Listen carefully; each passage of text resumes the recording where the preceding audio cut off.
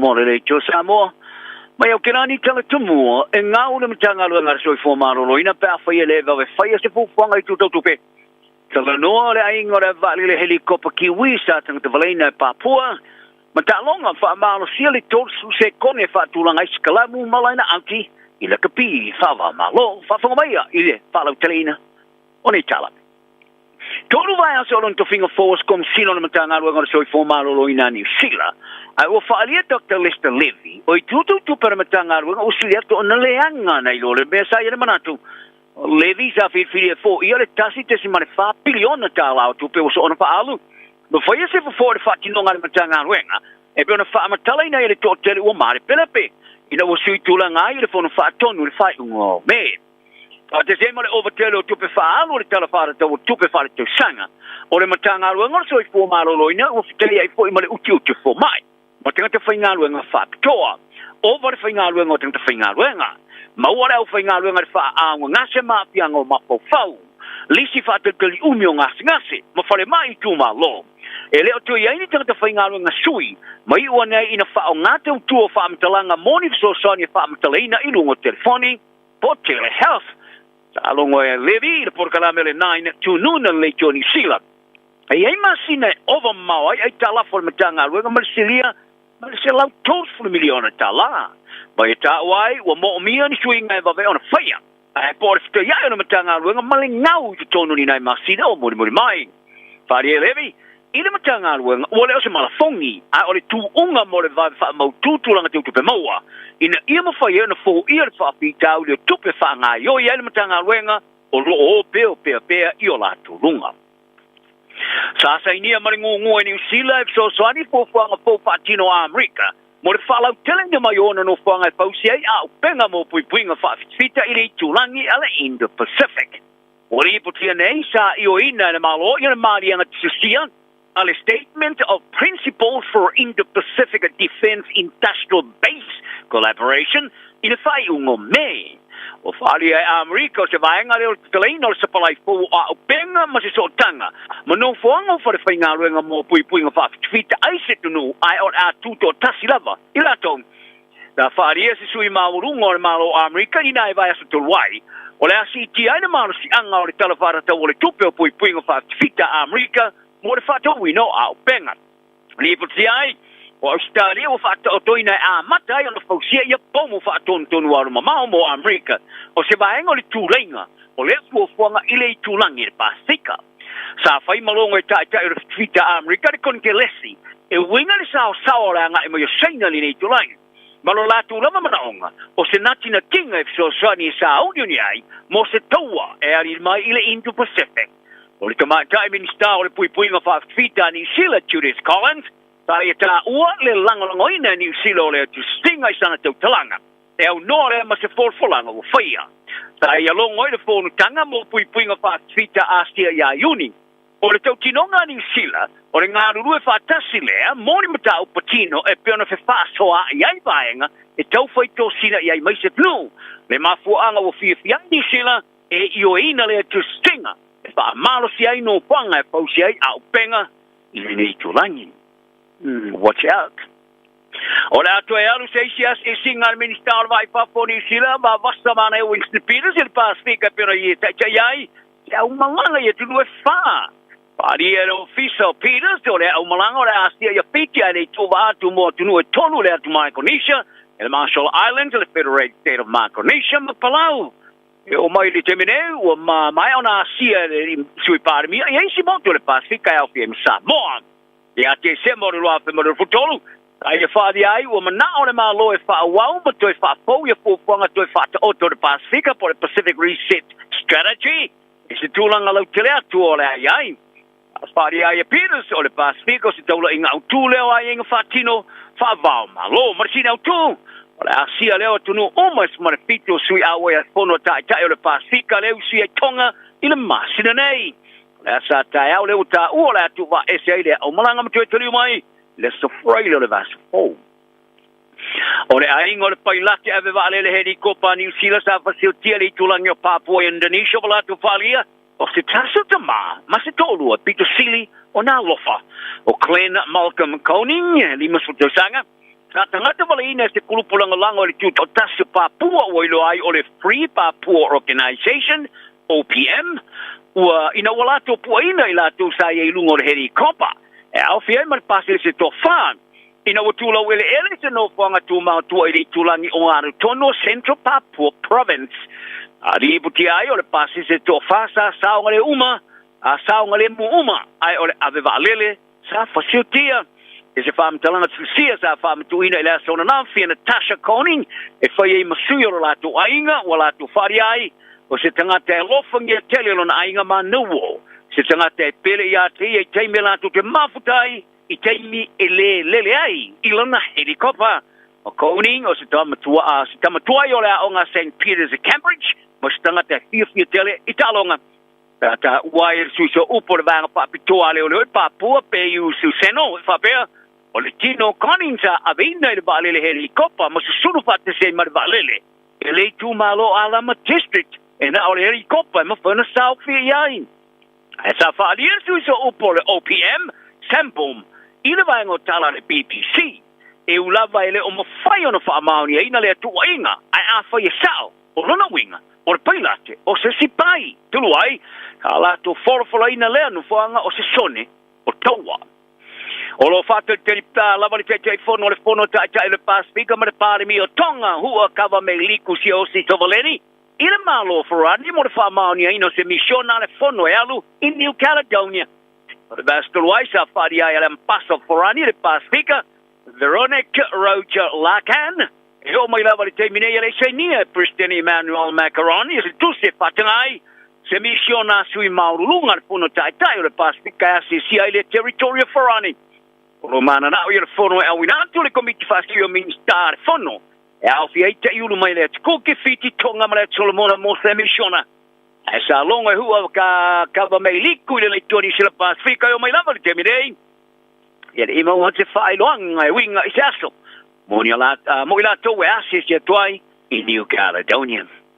E talonga ya ma tabai tamelo talonga foi tauria fai ngora vasto ne i Wellington ma Brisbane o le tamelo sanga fa va malo le rugby championship e le ngata o kiki le po o le temi o le atemina e o mai 11 fatino ai o le fauna foi wati e temi le umi foi escalamu malaina outing o scalamu re tawona fatulanga le tolsu se kone ma le temi fa ilonga ye le forina ba nga tone foi ai ma fa ye uma le tolsu se kone le fatulanga ina Ora fasala ina lore au e faianga. Ma te wia le si au le kiki sa oloto po le free kick. Ola ina au ki tos for foi se kone fatulanga ai. Ma le teime fa ilo ai la lo fori lang lango au taf por malai. Ia le mea tone tongi le polo. O se au foi e faianga ora fasala ma te wia le si au le kiki mau foa. Ile se fulu 5 mita du tonu mai ora malai. Ma ile la ina au ki. O se te mua mua le o fatino ai le fatino nga foi au ta alfa va malo sinia. Ile la kapin. Ai ora lau tēnā pāti te ingo nei tō la whono. Tā whaia ni te amursanga uro ka pīra lo lusu tau sanga. Ne maa tuamori pororangi le sa whaia i Afrika staute talua nei. O le lo whari Engelani Luke Pierce o le aia mua whati no nei tō la whono. Ele tālong whai tauria le vāle Wallabies Australia ma Afrika staute Brisbane. I le whia whirasto na i teimi New Zealand. Ai ora whari Australia Angus Karana. O le aia whati no i tālonga le vāle All Blacks Martin Kine Wellington i le po lava last night. Wa whamana tuina nei le New Zealand Post i le ste lauto sanga o le awale All Blacks o ilo ai o le All Black Invincibles i le whamatu ina le se whaelonga tu system ia ina matati o le umea le au i le ai ma se whaia ina ia lato talonga o le Invincibles ta manu malo o mai lato talonga tu sumale lua i le lato malanga ta amilo e Britannia ai alani forani makana tel siri ma se lauto santa ai I le mai ai o le ona vai aso i lungo baasa malanga ai sa te unu o i lore All Black Engelani a te o sili lai titi lava ma le vai aso le umi e sa unini ai mo le whafoi o le lato malosi ma e ulava i manatu le mautonu sa urua i ai ma i au pasala lau ma au paili poti ma manoa ma ngase sa afi ai le All Blacks ai sa poringa mai ka whainga ta telon telepeina le lato ta alo lunga malae ma mawai le lato ingoa o le All Blacks Invisibles Mai le Olimpeka o le tamatu tua au Britannia Adam Petty. O ia tua ia. O tangata ta ala frita le Olimpeka i Paris. Ta la to mo ngia ngufe. Ia la to me ai. A o ia fai joina tulanga le tal whengai o whalaina. o ngafa mar whangai no au ta'alo. Ta ia whaari aile vai ngo tala whaastala launga ale the ai. Ele o lava skele lei o whale inga mori tūlanga me ai e ele wha moe moe ngo au ta'alo e mawaile rātou le lei mana malosi. E tau vai. Mai e tō i ai, Olympic, mai e tā wai o Olympic ai Tokyo i Apari, ma Rio, Brazil. Tā mau ai tele tau mafa. Olympic ai Paris wharani, ole lei. Ele o lava ni me ai e ai palo tinye whai e ele pitwhininga. A kāka aro ia, o umi kiu e wha karikari ai mo me ai, i leo o tu lava le tōrs whiwinu te, e whaatari ai. Ai te mere o tole ninga mo au ta alo mo tu unga malafongi o au sa solo ia le soro nafi o nore wha au peo polenga e se tūlanga lelele i o le vai ta Celestini. Ta tu ue whaia whaate ta inga wha maasani e zanga ta alo au le vai tafe ai le whaia le tu unga malafongi au ta mai ta i moro se 4 kilomita le aso a tai aon ma le tu unga li i le aso freile. Ai pe tai o se vaa se ngana sa whaia li tūlanga le leo le sua vai sa mawai se tūlanga maurungo le siama o le ento kokikai. Se whailo le o toto ni whi au mamao tangata i le sua vai. E se whaamtalanga mai tūnga au le rolangi po le World Aquatics. Sa tauai, o le toilo i longa o le lelei o le sua vai o whailo e se tūlanga mao lungo le awhia le shama. E talia ai le whaua wina o nei whati te inga. O le solulu o atai au le teime wharani. O whata o tomorisi whati te inga. Mo au tō pe a whailea e saunga le mu pēr le sua vai. Kala nao le yasa mo le tunu, pe alo pani te tauma, soi foia. Ua na o le radio Samoa, se furulima iwa toru a mo, e tau tuaina o e ilangu ngana, fitu aso le vai aso. Ua mawhai an awina atu le tala o le tau i aso taitasi, ona o le langolango mai a le Pacific Finance Limited, telefoni o Valselau, fitu whawha, lua lua fitu. Lewa se fulu mala tolo midu tu te ne ling July lua ile dik fo I vai ngola woli ding la so lulu so fitu le dik fo I masina o au kuso lua fe lua fama lole ono sai ma lole tau antai o tantu woli fo ile onga tu tonu le mo le dei vai yaso vi ele lo fo le tua o tantu woli mai ya ma wa ia fo ile matango fio le swinga le tau pione ile sulu ma na ya me le la ile dik fo I vai ngola so ya jalo si o le dai so longa le ia fo fuanga o le dei fo ia so lulu ya mo e sa uni e janga ya to piki mai le fana wa onga ile tu wa yo onga I se taimi le o toi mamao ai o le menga le tanto talo le tawe pe ora o le mai le official va ai tambo lo si la fia o me o le soi ma tele ina langi le leile tau se I vanga na ai ia le pua o le tai awana leila antono le na sila iai ia le to tele foi le manu le tunu le na uso moni le fana wa onga I le tai awana leila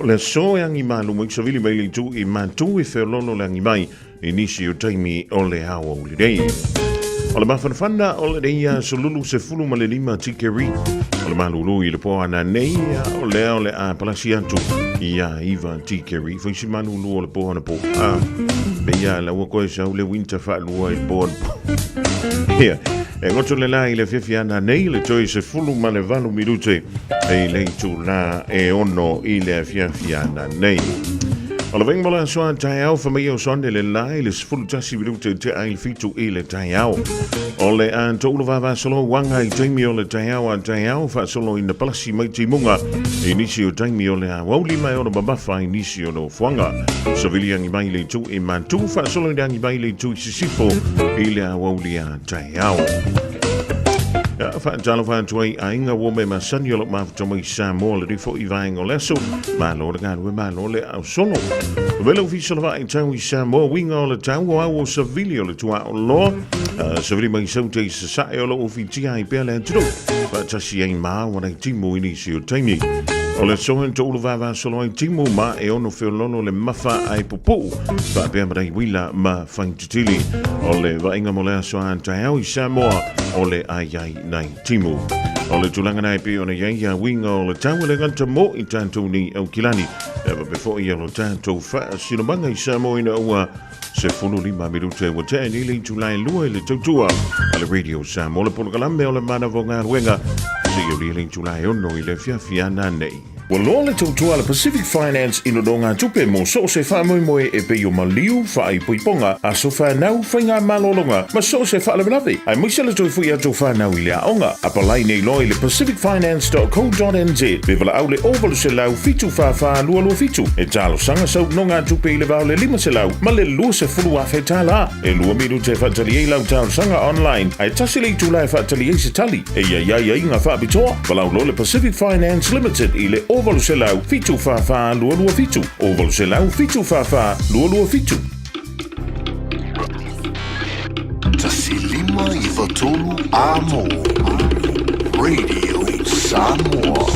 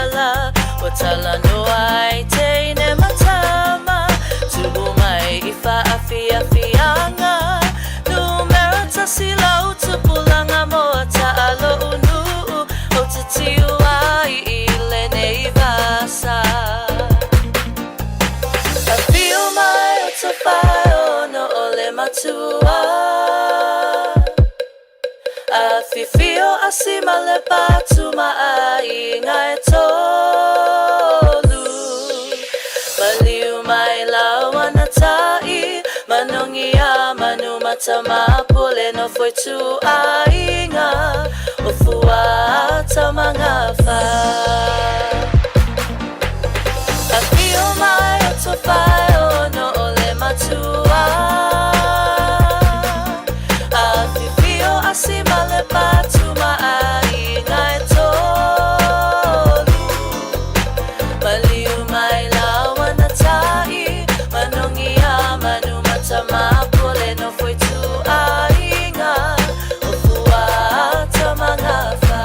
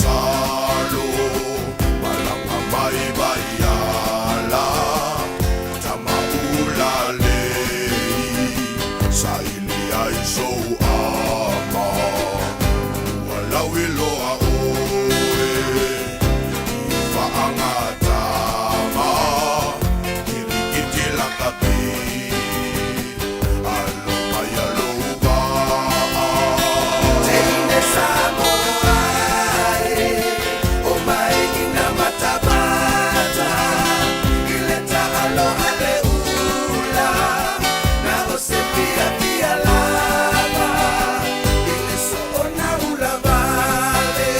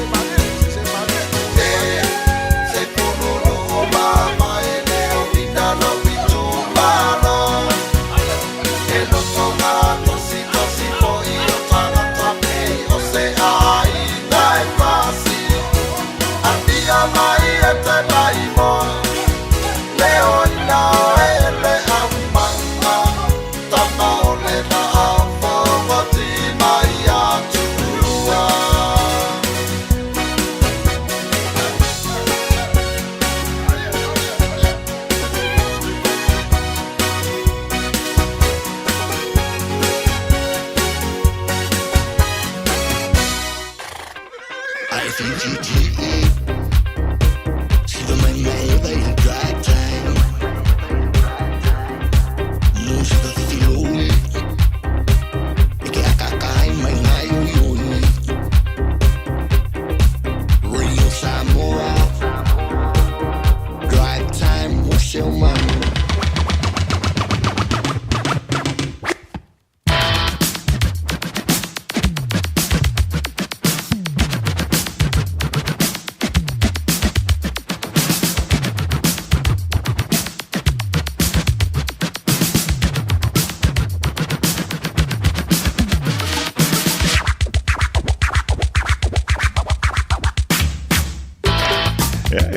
Fioranga ngai tue fa talafan tu le ding vai ngola uli mantango fieneo la solulu la so fitu o le ding masiro kuso lua felo fa ila mai mo i malau fa funganga ele ngata tono mo te malau o fale fainga luenga i tono pi sinisi o company e fa before i lunga lo penga te fa ilangi so sen tu o lo ma o me le tua fa o le ding le radio Samoa Tasilima eva tolu a mo polo kalambe le mana vonga luenga le tu o no funga mo po se manu se o le fia na nei amalo antu le telenga yanti tiamo le toma tanga mai le tai ona lila se o le me fo i se time le ma antu le ta toma tai ja se o le fia na nei le ma fe o le tu o le fa tala fa masani le ta to wala leo i wo ma ta to pa anga au ona pa ia le tua te mama tina ma tua le balo se le do e fa pe fo i le fa na wa onga le dai fe nga ye ma onga o le nei ya so lulu ma tango file sulu ma yo ave o le la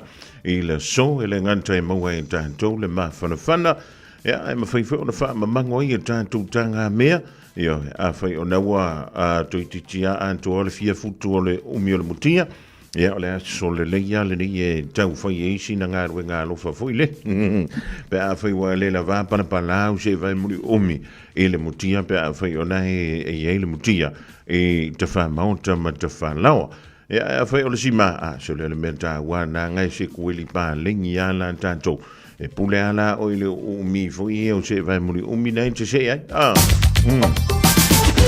ja le o le tulanga pe ya ia ta longa fo fa nga sono le vai so muli nei o ta longa o le olimpeka ma tau tia le ta alo le tamita ia Lisa Carrington po Dame Lisa Carrington ja ma le au va to fa ele ngantoi le va to fa le tupa o tamita i New Zealand e va before ia le la va se lua mustasi fo i tamita ile afia na nafi e pe o mo ma wina ile sa o tu longa e semi finals e pe ona fa nga solo ia ta longa ile vai so muli ni o ta longa e ile va o le afo o le kenu na awaia tu ia ni ali i se to lua mai New Zealand o le awalia sa lo fo ile va le o le kayak tai to fa e ma le tai to lua pe taila e sei male tu unga naita o le kenu e to lua foi la tanga Thailand te aluina ai te to tuli le vai tas ya e fa alu tu le sio vai se tu lo fa funga anga le tu o le longa la kambanga e pia le longa le pau foi le ai te le sa fai malo ai te to tuli malo yo pe al te tangi o to o tuli o siu so ya te sanga funga io ya so foi pe ya o le mea matau tiala na tupu le tu unga nai le pōna pō. Na pā le whana. So le, o umai si wa e lima i luma. A la e ma whako a alo ako le wa a New Zealand. O lo ve vesi e nei whirangalo wha lia i to tonu o le tanto o tonu nei o New Zealand.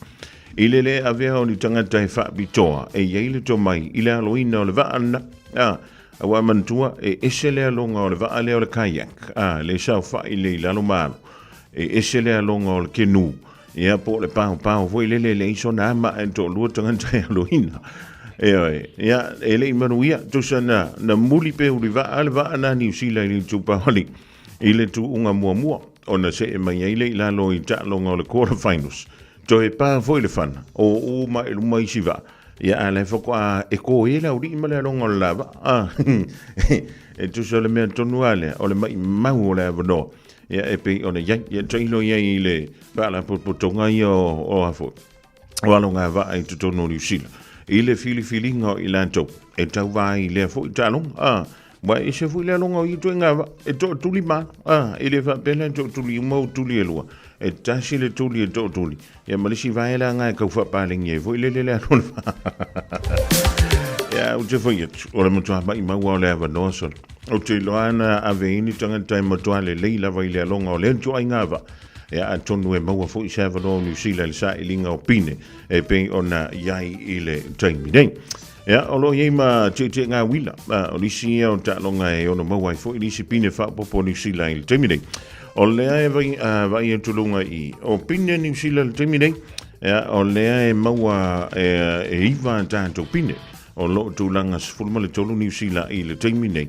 I le fa tulanga na mai o pine. Ya, tunu tasi o le tau vai ta longa le Olimpeka I le dei fo I sanga. E tolua tanto pine euro.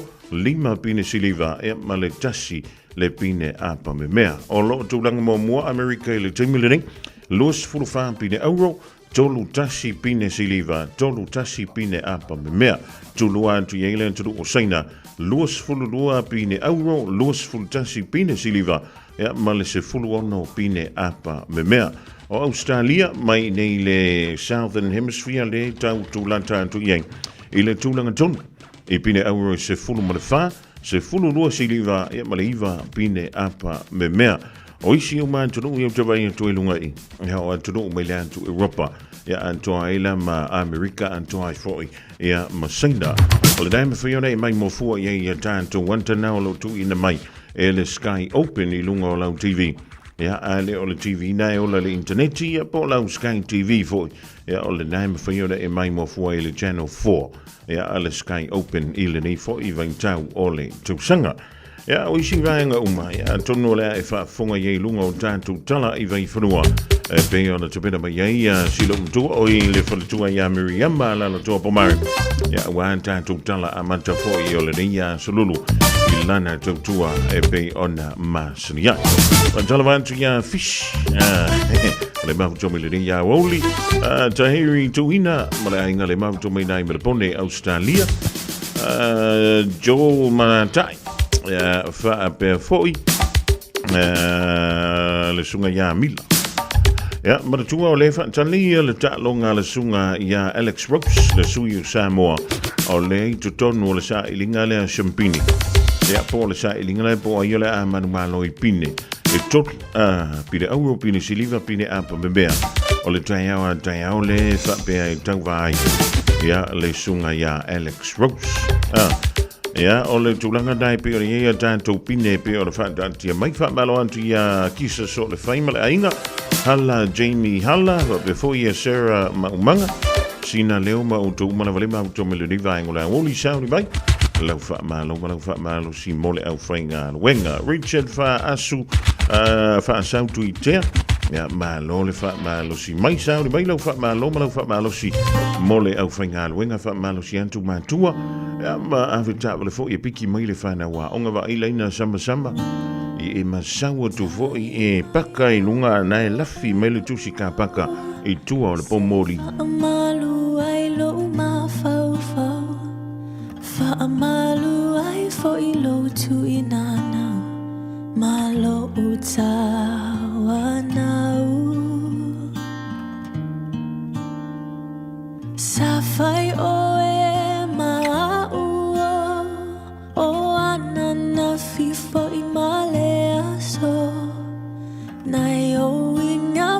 mawalalo elefa angalo afai telefia alofa matau mafai afai foi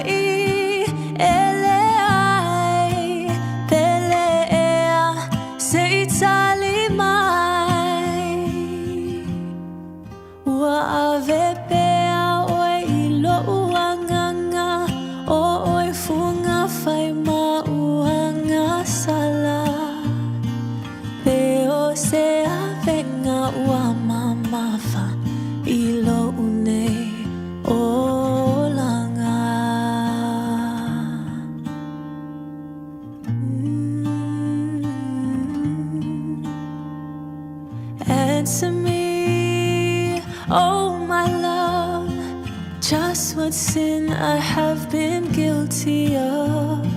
Tell me how I came to lose your love.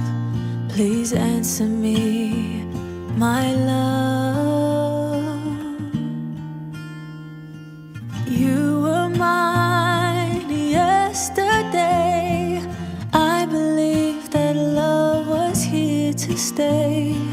Won't you tell me where I've gone astray? Please answer me, my love. Afai telefia alofa matau mafai. Afai foi eleai belea seitali mai.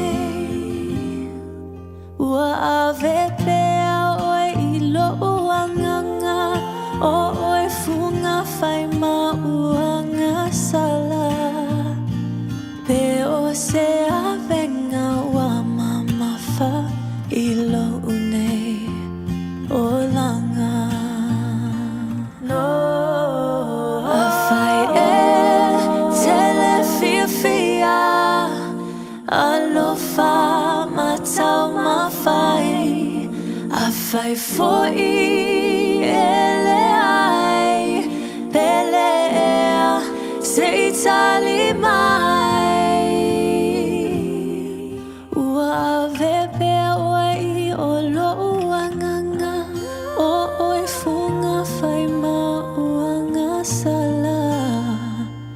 Pe o se avenga ua mama fa ilo une olanga.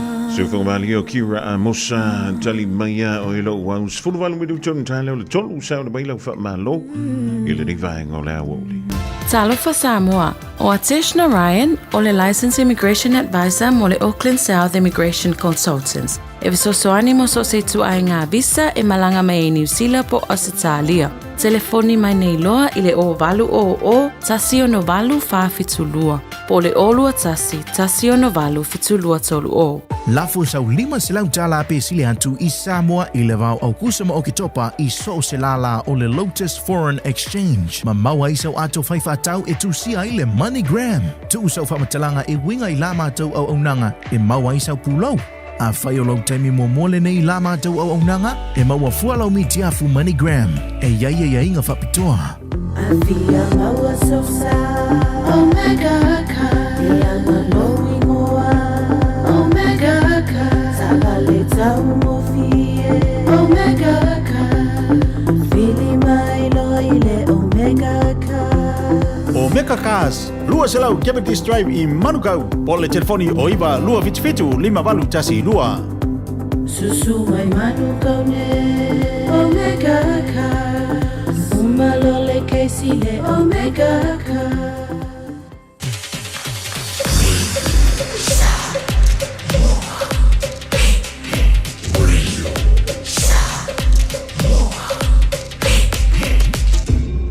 Moi votu amo.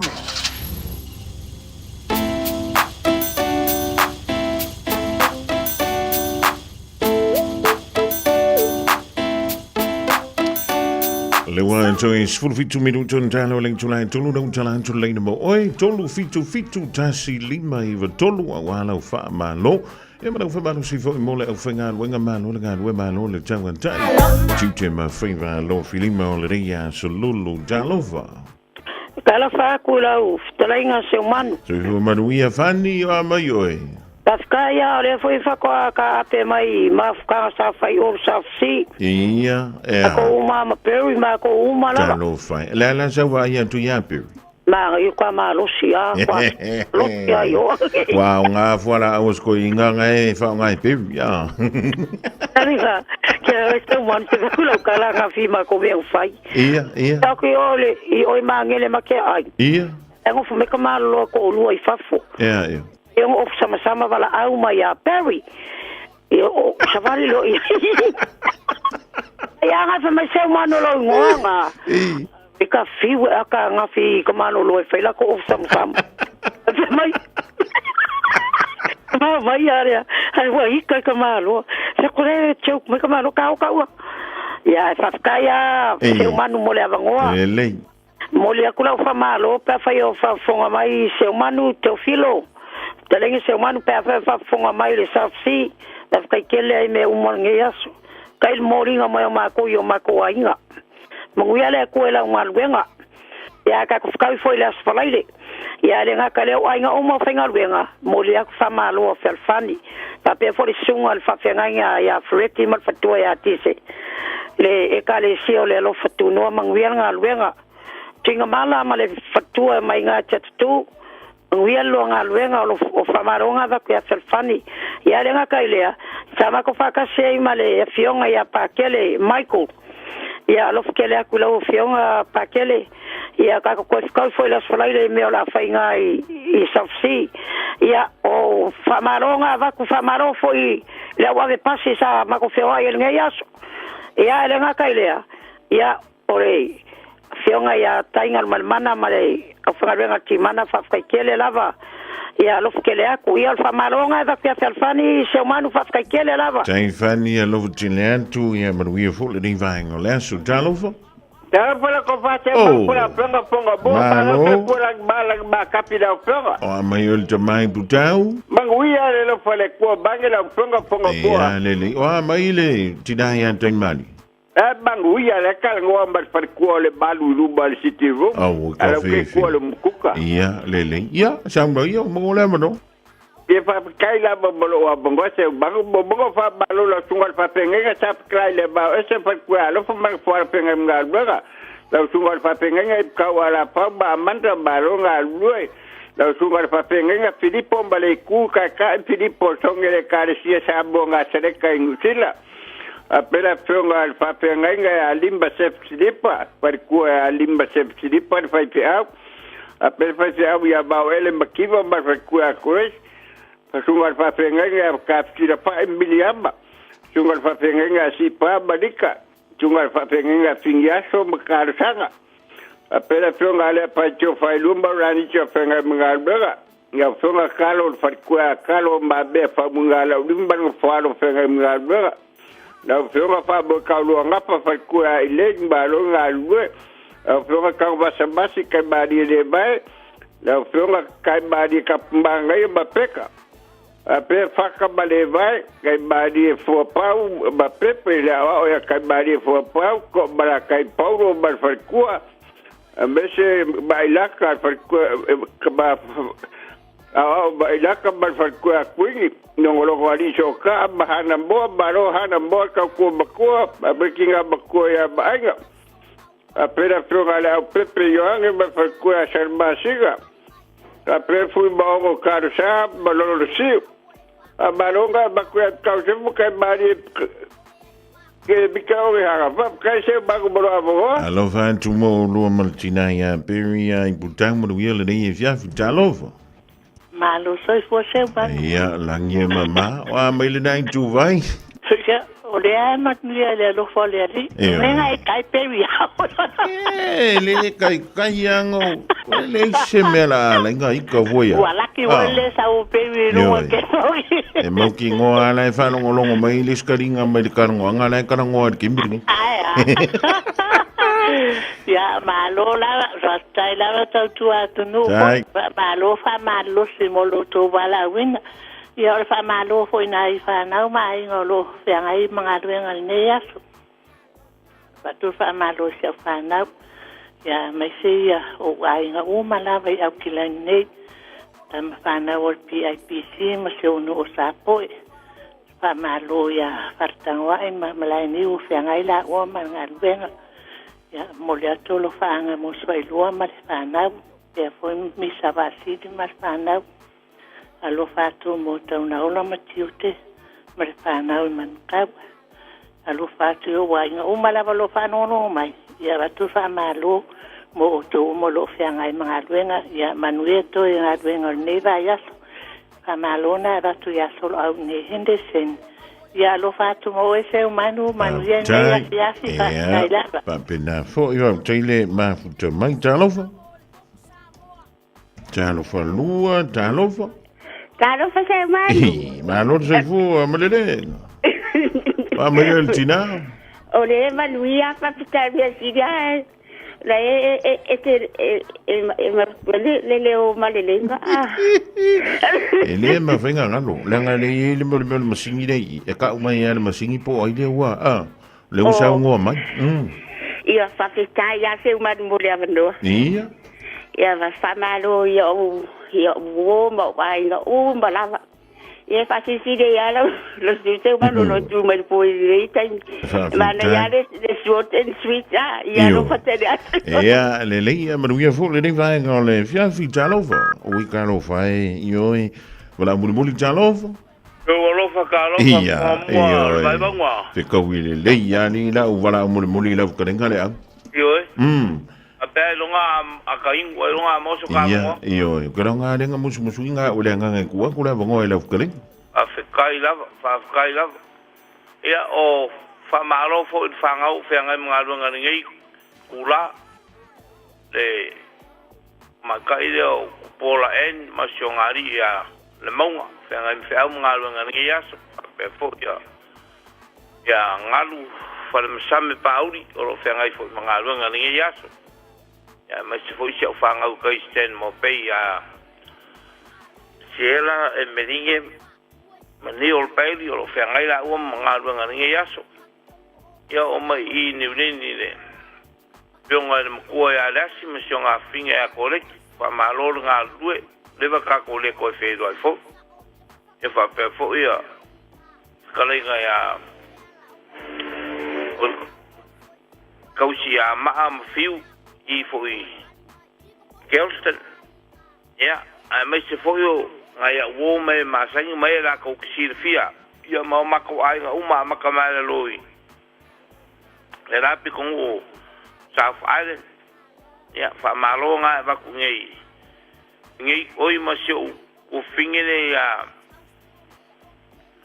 I the low wedding konga ya fa fo marichaki a malong fe au ma do ngai aso kau ngalo me o facinga vela le la ma ruru po ia alo fa kele aku mo ko u malava ia ai mai se foi la u kalenga fonga mua pa vitai pele ko la ku ke ni yaso tai ia alo fa ku lo wakari o ase ia le lengo la fa o ye pa to no mai lo fa le tobolo ngana tanto fa malo ia blau fa malo si foi mole au fainga wenga le divine la so le wa to e fitu mala fu du turn tale le tu la e tolo ta fu tolo e fa fonga so to tonga tala I vai fanua e pe on te pena ba ye fu to ya Miriam la la to po mari fa malo antu ya Vincent tu te va ai malai vaenga olo alwantu ia kisa so le fai alo sina antifa before yom to uma le mafu to mai le vaenga le woli queenie saveliu alo to ia rose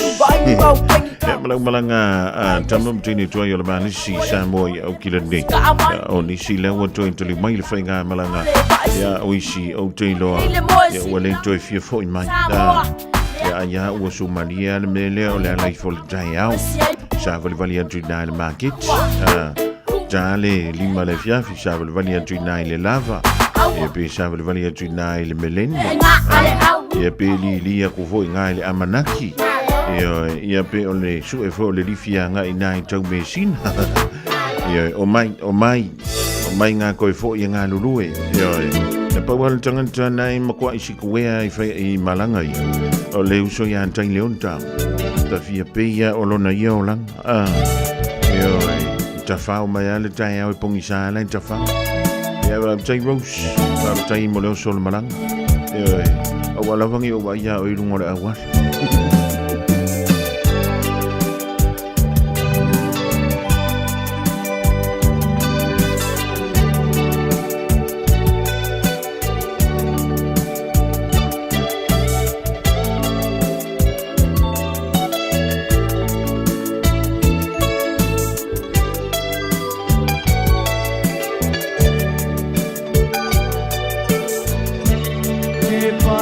Amata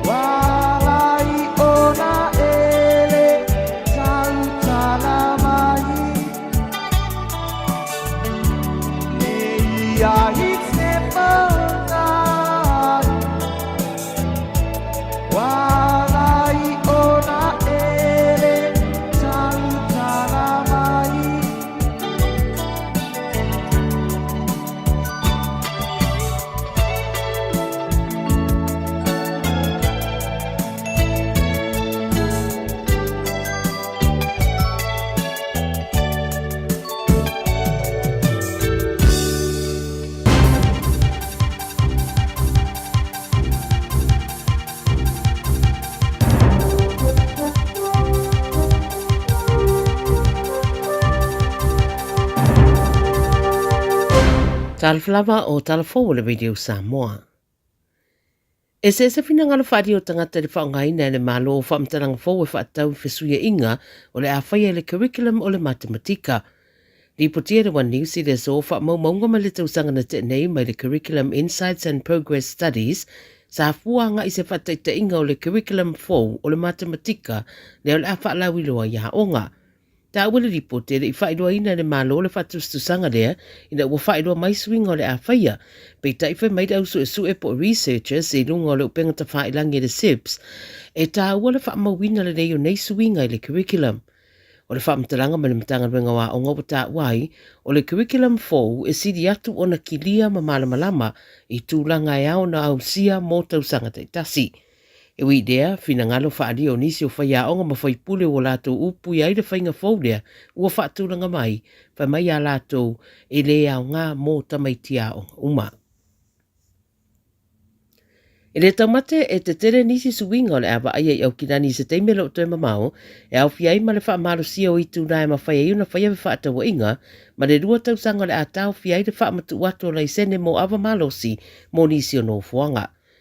O le Alcohol and Regulatory and Licensing Committee, wha pupu o le ala, o lātou i oina nei le whainga wha awae lea ma le pulenga au kinani, ma wala lata fo ina wha taunu wina. O le whainga whaavae fōu la lea po o le a whaamaru sia i le whaamamalu o itu la o whaatawa inga e meisei supermarketi ma bottle shops, nono winga o le a le toi mawhai o na o lātou whaatawina e se atu le pia pe a te aleiwa i le pō. O le teminei o mawhai pēo no o atu le se furu tasi i le pō le whaatawina o le awamalosi. Ma lo whaataria seisi whono tanga e whaamautu wai le aso le a whaamamaru ina i nei suinga, a ua whainua le te whono o le komiti lea Josephine Bartley i le One News o whainga fōwi o le a whasosoani i le whaititia o haafianga o le amamalosi.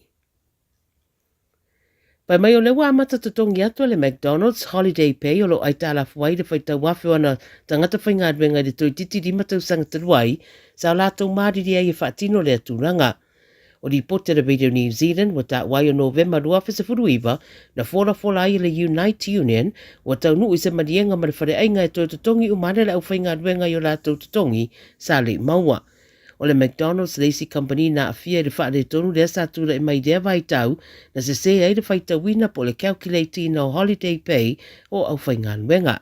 Whainua lai le ripoti le so le au whainga adwenga sa e mō mua le vai tau lea lua afe ma le iwa anga e mai le lua afe se fun ma le iwa wha pe ina tōro o whainga adwenga le te minei o whautua ina i a anga i le upenga te whaedangi e siaki ai a lātou pei meni. I le teimi o marienga lea wa whaaloa ai e le Unite pe a mariono sfuru afe le au whainga adwenga le McDonald's na o fiai mai le tau mate whai tau miliona tupe o le a whaaluina i le toe whaia o ia tutongi. O se whale sa whesi i tai pe ave i seisi no fuanga, na se e ese ma le trailer na ave ane ai ma poloka atoa i se vaenga o le ala tele i Northland. Ta wale le tiofa wa mano ni usina, o le whalam lavena tupu i kai waka i le tea o le iwa i le tau na leila, ma pe ama le valu i tūna fuafue poloka i le ala tele, a lo iei fo isi vaenga na latane na tapunia ma fautua ina ira ufaita vale e alo fia. O lo su e le mafua anga le tūna i mai o le a whane tonu. Tala mulimuli o le o tua ia le whasio tia o se sui o le kengi o le Rebels MC i Mount Wellington i le masina taluai o whaamahani o le li e rua sutolu tausanga o Sione Tupou. O le so wa ave seide polo inga le whaamsinonga sa whaasai o na whaeroa le ngoa ma ua ta ua i fo i Malaysia ro o moria fo i rea ma ta upu o ma ilo soa kimi. O ta ua le news store kolo te ena uma i la ua ia o la morianga pe o na whaamawina le la lo ia o Annabelle Ives. O le ua mari o Texas Jack Doctor e rua sururua tausanga pe ta ua ina na whana o sao whai tu tono se ta Valley Penrose Road i da so se furu tono le masina na tenei. Ta ua nisi whaamtananga i rea lava li poti e manatu reo rea mata upu e reo sira iai o se mata upu tau kengi. Tala nā le Radio Samoa mo le nei a solu. Ua mawhai ona awina atu le tala o le tau i aso taitasi ona o le langolango mai a le Pacific Finance Limited. Telefoni o Varselau fitu whawha lua fitu. Lewa se antia lima minutu te neling Julai tolu whafunga le turu i seo totonga nao tātou tala e pe ora funga dātu mtaberina e le whalitua i a Miriama la le toa pomare e maua seisi whaapoponga e le aso a tai. Au tala mai Australia le Julai wha e le afi nei. Wa antala vantu i mantua langa te leo le whana wa onga le watu wa onga o le rea salulu malo tu maitu a mai o tom e a mai lea onga o antu me sa whai ia ai ua e afo io ue o le tu ta vale pele ai le tonu le whale sui la va onga sauni vai le wha poponga o le topo le kalambe wa whai ngoina o le tuli matanga we pe on te pena mai le whale tua ia Miria ia Natasha va e lua o le sa sia. Malawan tulu so ya pantale malolo ai massiva be fo ilu isa fui mono a you le ma jomo le divang la holi. Belo official va ai tau ole soi au kilani Ya, e angi malu mai savili mai le tu I mātou I le nei fo I vaenga leso. O le mawhanawhana se furu lima tikeri o le manulu I le poana nei o antu I le iwa tikeri. E ngoto le la I le tois furu valu miru te le tula e ono I le fiafiana nei. O le venga mo le asoa tai au e soane le lai le sifuru tasi miru te ai le fitu I le tai au. O winga o le tau whamai e iei wanga I tōru wawa solo I teimi o le tai au. Ya mai ona yeiti munga I teimi o le awoli e ma mawhai ni siuro whanga. Savili mai le tu I mantu I le awoli an tai au, fa solo I nangi mai I le tu I sisifo. Pe o le tau mai le ofisa o le va ai tau. Toi fa tala vantu le ringvaenga o le fiafi a inga I Samoa, le vaenga nei le tatu tala o le tau mo o tau. Au le mai le ofisa o le va ai tau. O le so o au savili o le tua o loa savili mai saute I se sai. O lo o fiti ai pele turu fantasi ai mao ma rei timu. O le venga mo le so en tolu va solo ai timu mai ono feo lono le mafa e popu fa peana I wila. Mafa I titili. O le venga mo le so antea mo Samoa o le ai ai nai timu. O le tūlanga nai pio de ai winga o le taule rei fo I vaenga o le awoli. O le sululu fa malo to ya Bernie. O le fo I mafuta mai na I Mount Albert. Ya malo ali Bernie va malo si oi. Mana tuane au fuala au antutoi. Ya vifonisi e fuala au. Ave malo se fa mo. Por kalambele bana vonga luenga na Radio Samoa ile ne yawo. Well le to ala Pacific Finance ino donga tupe mo so se fa mo e pe yo maliu fa I poiponga a so fa nau fainga malolonga ma so se fa lavi. Ai misele to fu ya to fa nau ile aonga. Apalai nei lo ile pacificfinance.co.nz. Be vala aule oval se lau fitu fa lu fitu. E talo sanga so nonga tupe ile va le lima se lau. Ma le lu se fulu a fetala. E lu mi du te fa tali lau talo sanga online. Ai tasile tu la fa tali se tali. Ya inga fa bitoa, walau lo le Pacific Finance Limited I le ovalu se lau fitu fa lua fitu. Ovalu se lau fitu fa lua fitu. Hey, lomaki! Hey, hey! Oh!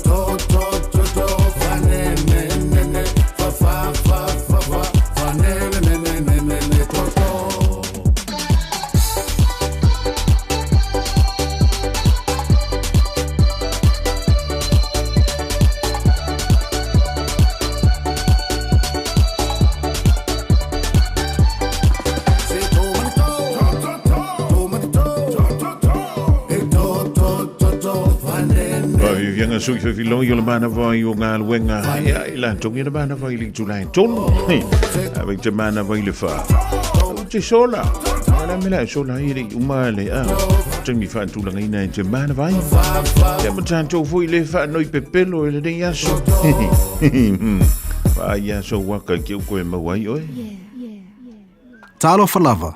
I'm Sione. My wife and I have 3 sons and a beautiful granddaughter who turns 4 in a few months. When one of our ainga is sick, we phone Healthline.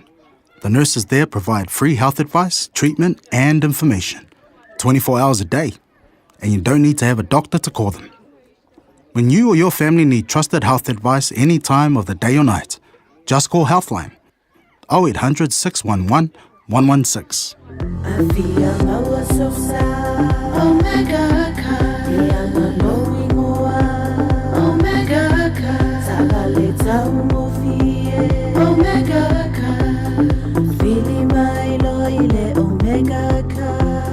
Omega Cars, lua selau Diabetes Drive i Manukau, po le telefoni o iwa lua fitu 5 tasi lua. Susu mai Manukau ne Omega Cars, umalole keisile Omega Cars. E silia ma le se lau fala oloa I Samoa e mawhai ona whaanga I le talofa voucher mō whaatanga alu a inga. E le atua lava se 5 minute lafu antuai mai New Zealand, Australia, Amerika, mai si antunuu. Ai tau nuu I telefoni maolo e whaanga le talofa voucher e whai e le whaatau. E mawhai fui ona tungi e tuai le cash power wha pēle pili o le vai iso o se taimi. Angai loa le www.pacific40.com e lafu ai se talofa voucher mō lo a inga I Samoa. Mō nisi whaamtalanga wala umai le olua tasi o valu tolu lua tolu po le info@pacific40.com. Talo fa Samoa. Wa ule ne yo kasputi alu. Awal sui ya ngila wa ule kio. Aeva eva mai ina se fudu lima iva kolu. Amo Radio Samoa. Vevela ole ma fanafana le timi nei e manulu foi le poana nei o lo winga ya fe o dawa e fa fu fa fani o lo monta po lo lawa po jo fo le fainga wen ya ele tu ma waile le ma fanafana na le anga yan tu le poana nei ya jo va talvan tu man tu ala ngan tu le fana wa ngalo tu wa onga tala to mi ti o me o jo ya mo ile onga le dinga so lulu ya sa e tamle le mai tine le dinga sa sta i lo fa ya onga ya le io sound bible to programma me o fa ngoina ole tuli matanga u to per me ile fa tu ya na tasha va lua ole sa sia ai oni sine o tanto fa linga lo to mai le official radio sa momo lo sila fia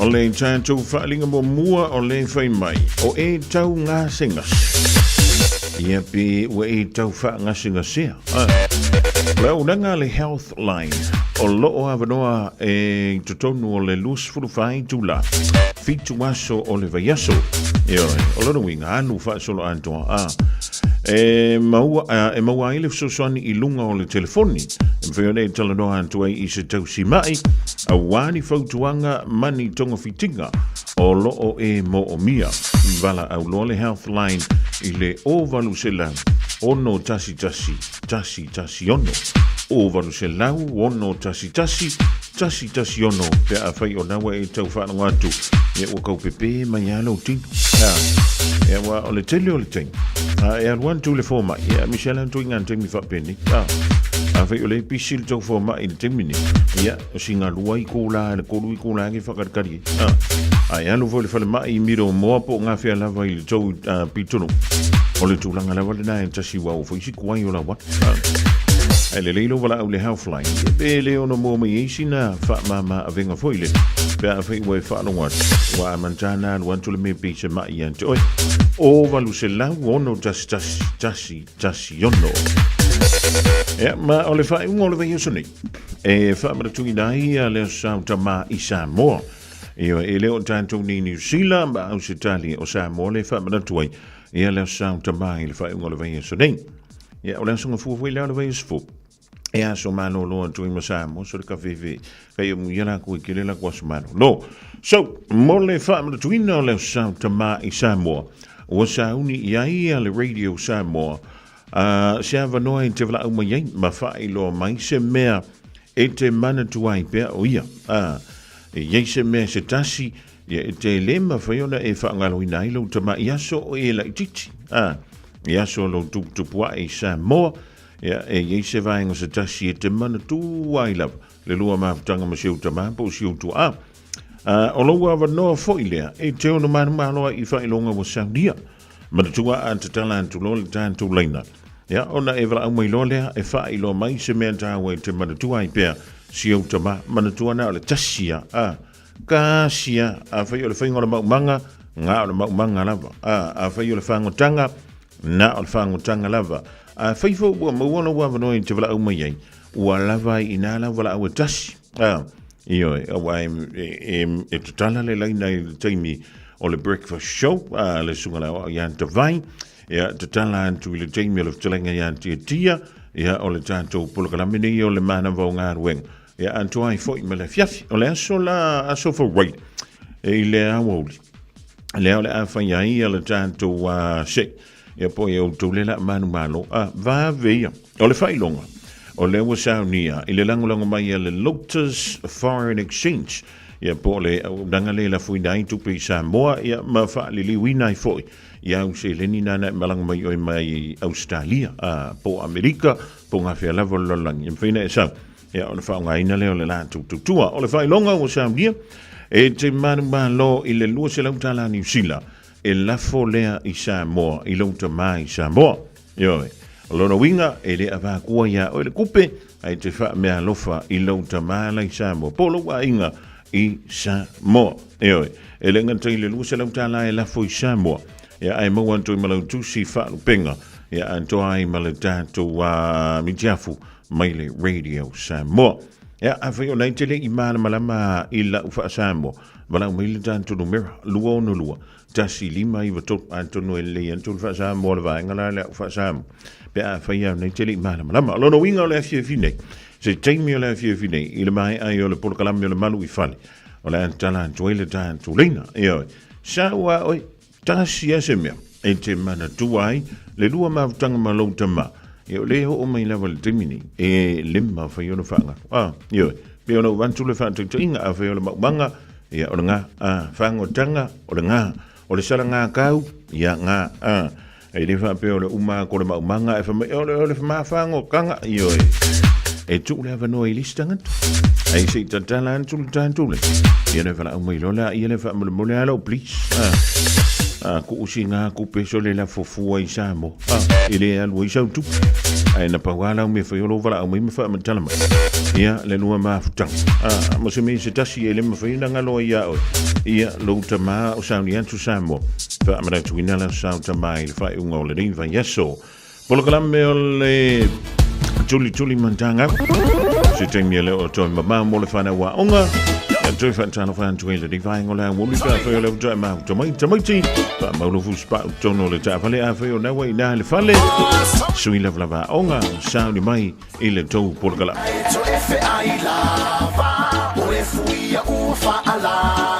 ile sipula ve avea olo ile fatto anga ole lupe la lele ole mo et en fele ole mo ole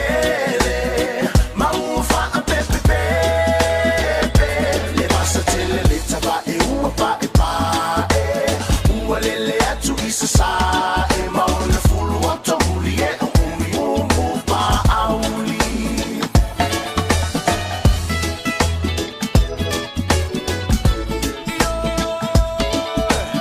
ole pe alele il po soi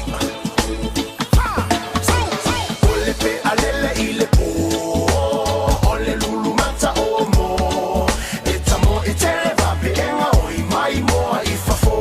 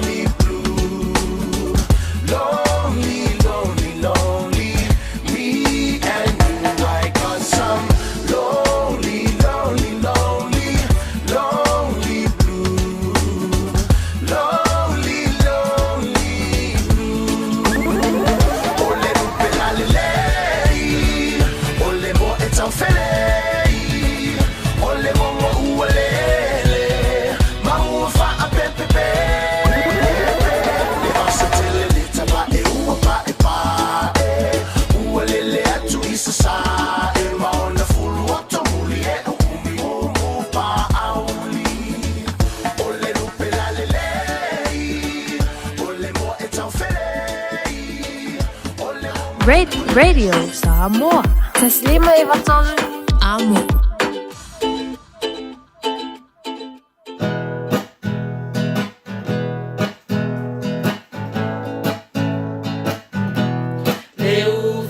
sina na tuli matangau Paapea lawa ita ole whanau Ole atu yo umatua Tuli ita ile a o ngā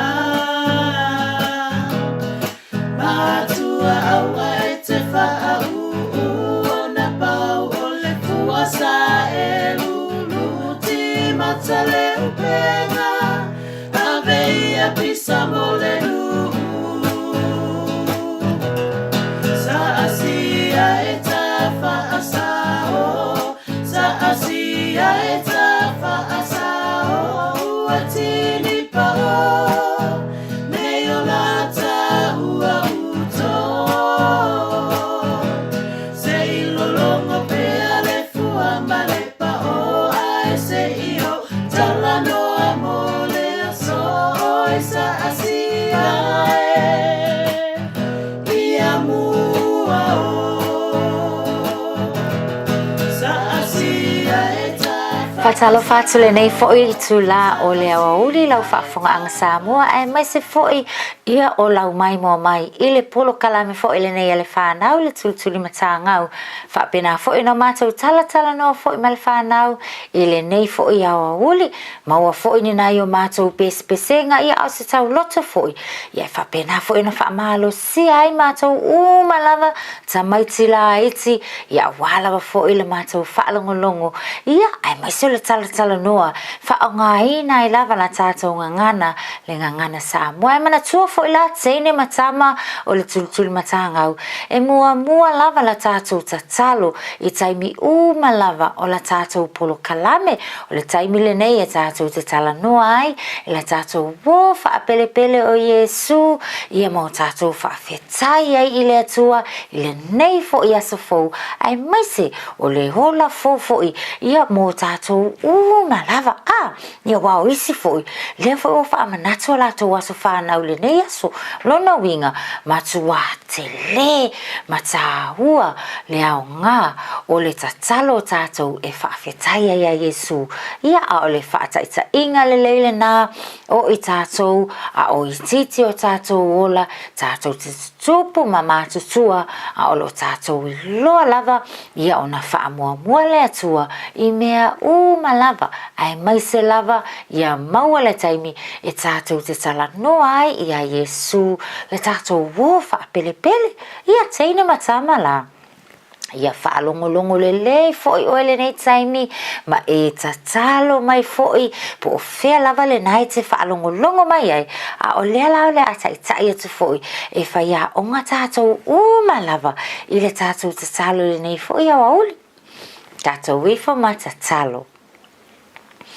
Whaafitai tele lava Yesu ke riso la mātou wo whaapele malo mātou ta mapa ia le atua ona o le nei fo i aso fo ua e fo ina mo i mātou whaafitai tele lava mo le ola ai maise o le malosi ua e fo ina ia i mātou lava Yesu la mātou wo whaapele mātou te whaafetai fo ia te oe ona o le nei fo i aso ua whaau poi nisi o tau sanga i le toa tele o i mātou le ngata o i mātou teine matama la iti teine matama matutua ai whaapena fo ina i o mātou matua ia matama matina matutua le atua mātou te whaafetai lava ia te oe ona o le nei fo i tau sanga wa e whaau poopo i aso le soifua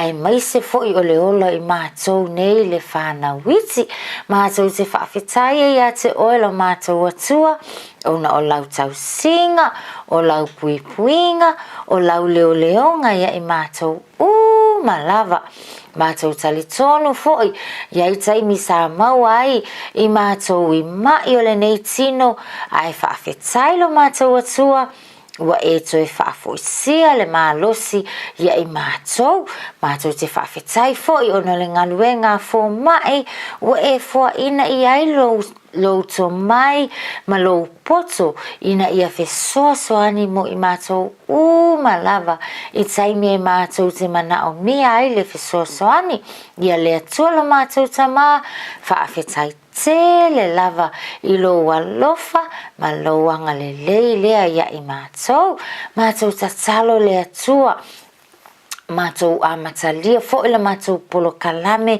i le nei au auli o mātou manatua le tele o teine matama o lo o whaapena o na maua i whaanoanoanga i so o se vahenga o le lalolangi e o lava fo i totonu o mātou ahinga o ai lava se teine po se tama o lo o maua le whaanoanoa le atua whaamole mole te e o po atu i lātou i au a au mawhanawhana mātou tatalo te wha mawhanawhana ia i lātou whaalotu tele ia i lātou mātou tatalo le li ia le nei fo iaso whaamanuia le ngā luenga tamā matina ngā taile nao na o mātou ainga malava o lo tapua ia whaiva o i mātou nei teine matama onga mātou tatalo whaamanuia i mātou malava le nei aso whaamanuia fo ia i mātou o e o lo whaalongolongo mai lungo le awala nisi totono o taavale nisi fale a onga nisi fo i o lātou fale whaamanuia ia i lātou malava mātou tatalo le na Yesu e a lātou lo suafa amene ma amene ia malo lava teine matama e selele leo o tou le na o whaalonga ku la o ku kakalo mai mana tua teine matama o le au ngale na o le whai o le tātou te talo ia so malava le whai tātou polo kalame a wafoi o le au tu o le tātou polo kalame wha amalo sia tātou ia tātou tu mahanga wha Samoa le ngata le na o le wha amalo sia fo i tātou i le tātou ngangana tau sala lava oe le teine maletama i launga ngana Samoa ai sile foi ia ona whaamalo sia foi tātou i au tātou winga matu mahanga whakerisiano lea la e iai le loto a tātou le amatai lea ngai e sele tāua teine matama ne loe tātou e whaamua lava Yesu Keriso i mea lava ua foi le whaikakufisiri la onga sa o aina whaia oe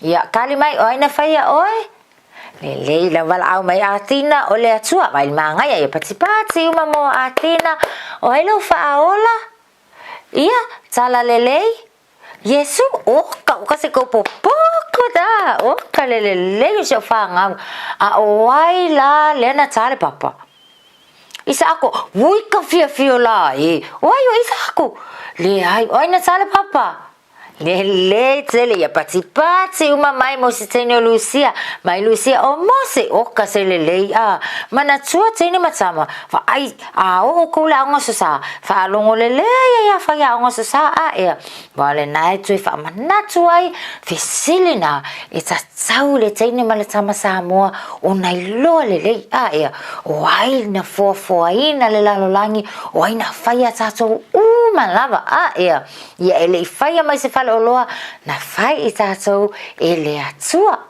ia a o le whaahola o tātou o Yesu Keriso ali teine matama me lei o le tāua lale na lea lai na fai tātou lotu le lei te ia aluaku loa la le sifisi le fai aonga o ai la tātou le na whamanatu las whanau la sule ne ia oka le koa kele ia o ka so tele le lo le fa nga so a tele o tato wo le fa manato la to was fa na le so fo le nei ye le ngatsala ya tato teine mata mol tul mata ngau ya fa pena fo ya tama matina ia o lava ya tama matua ia matina matua mana tua la o le taimi la le nei o tato por kalame ia e tato te fa manuia fa tasi mai lava aso fanau o tātou malava lea wau lea le nei fo iaso ale teine matama ia oi le usu e ko male peso las fangau oi o Nelly ia le usu mai la Nelly le o kele mai le ia Nelly ia ai pese mai ia sa o malu mai sa ia okay la ia tsolu fa Ia manuia tō aso whanau. Ia manuia tō aso whanau. Ia manuia tō aso whanau. Whaamanuia le atua. Hip hip, hooray, hip hip, hooray. Pati pati uma. Ai lewa atoa na tau sanga e lua. Ia mai ni pati la popo a se lua. Ia tasi lua. Ai lewa atoa le lima. Ia au mangi paki la popo ala se lima. Ia tasi lua tolu fa lima. Ia ala ia le aso soifua ta mama tina matua. Kele ia sanga ia pati pati uma fa pe tatou tene matama. Tele na tau sanga tama matina matua ia fa manuia tele le tua yo tau aso soifua maso fa nau tene matama a feula le keke. Feula le keke ia awane ingalo ia te oe e faile fa fetaia oe ia tama matina ia po sio auntie po lo uncle po ai lava na yo tena la alu watu to fale ia e loa fa ia fa fetai lava nelele uma lava ia batu mo oe ia e loa pa wale na ole upu fa aro atato tene matama Samoa ole fa fetai lele tele o kasemanga ia esir to tene lele tama lele ole ngalu la onga lele oila lenga lea onga nei aso ia awa fo le fo wa pesi fu lula ngale wa matana malulu ia le fautuanga fo mo o tene matama taituana faile lady ofu ma fana faile to ting faile pulo ma fana pa o te milela alwe oila onga ina ia awa fo nge i mai wa mama lo tato ia fai ngā tsalo foi fufuanga ta mama tina wa ta tawana o ta mama tina le ngaluenga yo fai ngaluenga sa ili mai fo ile tupe ya wa fo ile le lancha oi pole mea aya oile avele onga ya mafa tawe fo inisi ofu wa le la amalulu e mana o mea tato ofu mafanga e manga mea to ting ya le leila va to ting ya tato yo le onga ia le teina masama so angala auto faile le o afaya kulotina le fale o mafanga ia le fai ai ako e ka mai foi tina o ele ke fai aku ia tina ai e kangi ia le fala au tu foi le fai onga ia te oi o fale onga welo teina le tama le ia na fia la vale o tato ko anga ka ko la onga ali teina matama mana ia tele ia teina matama wa lo falava foi feia onga ya tatou le nei aso ia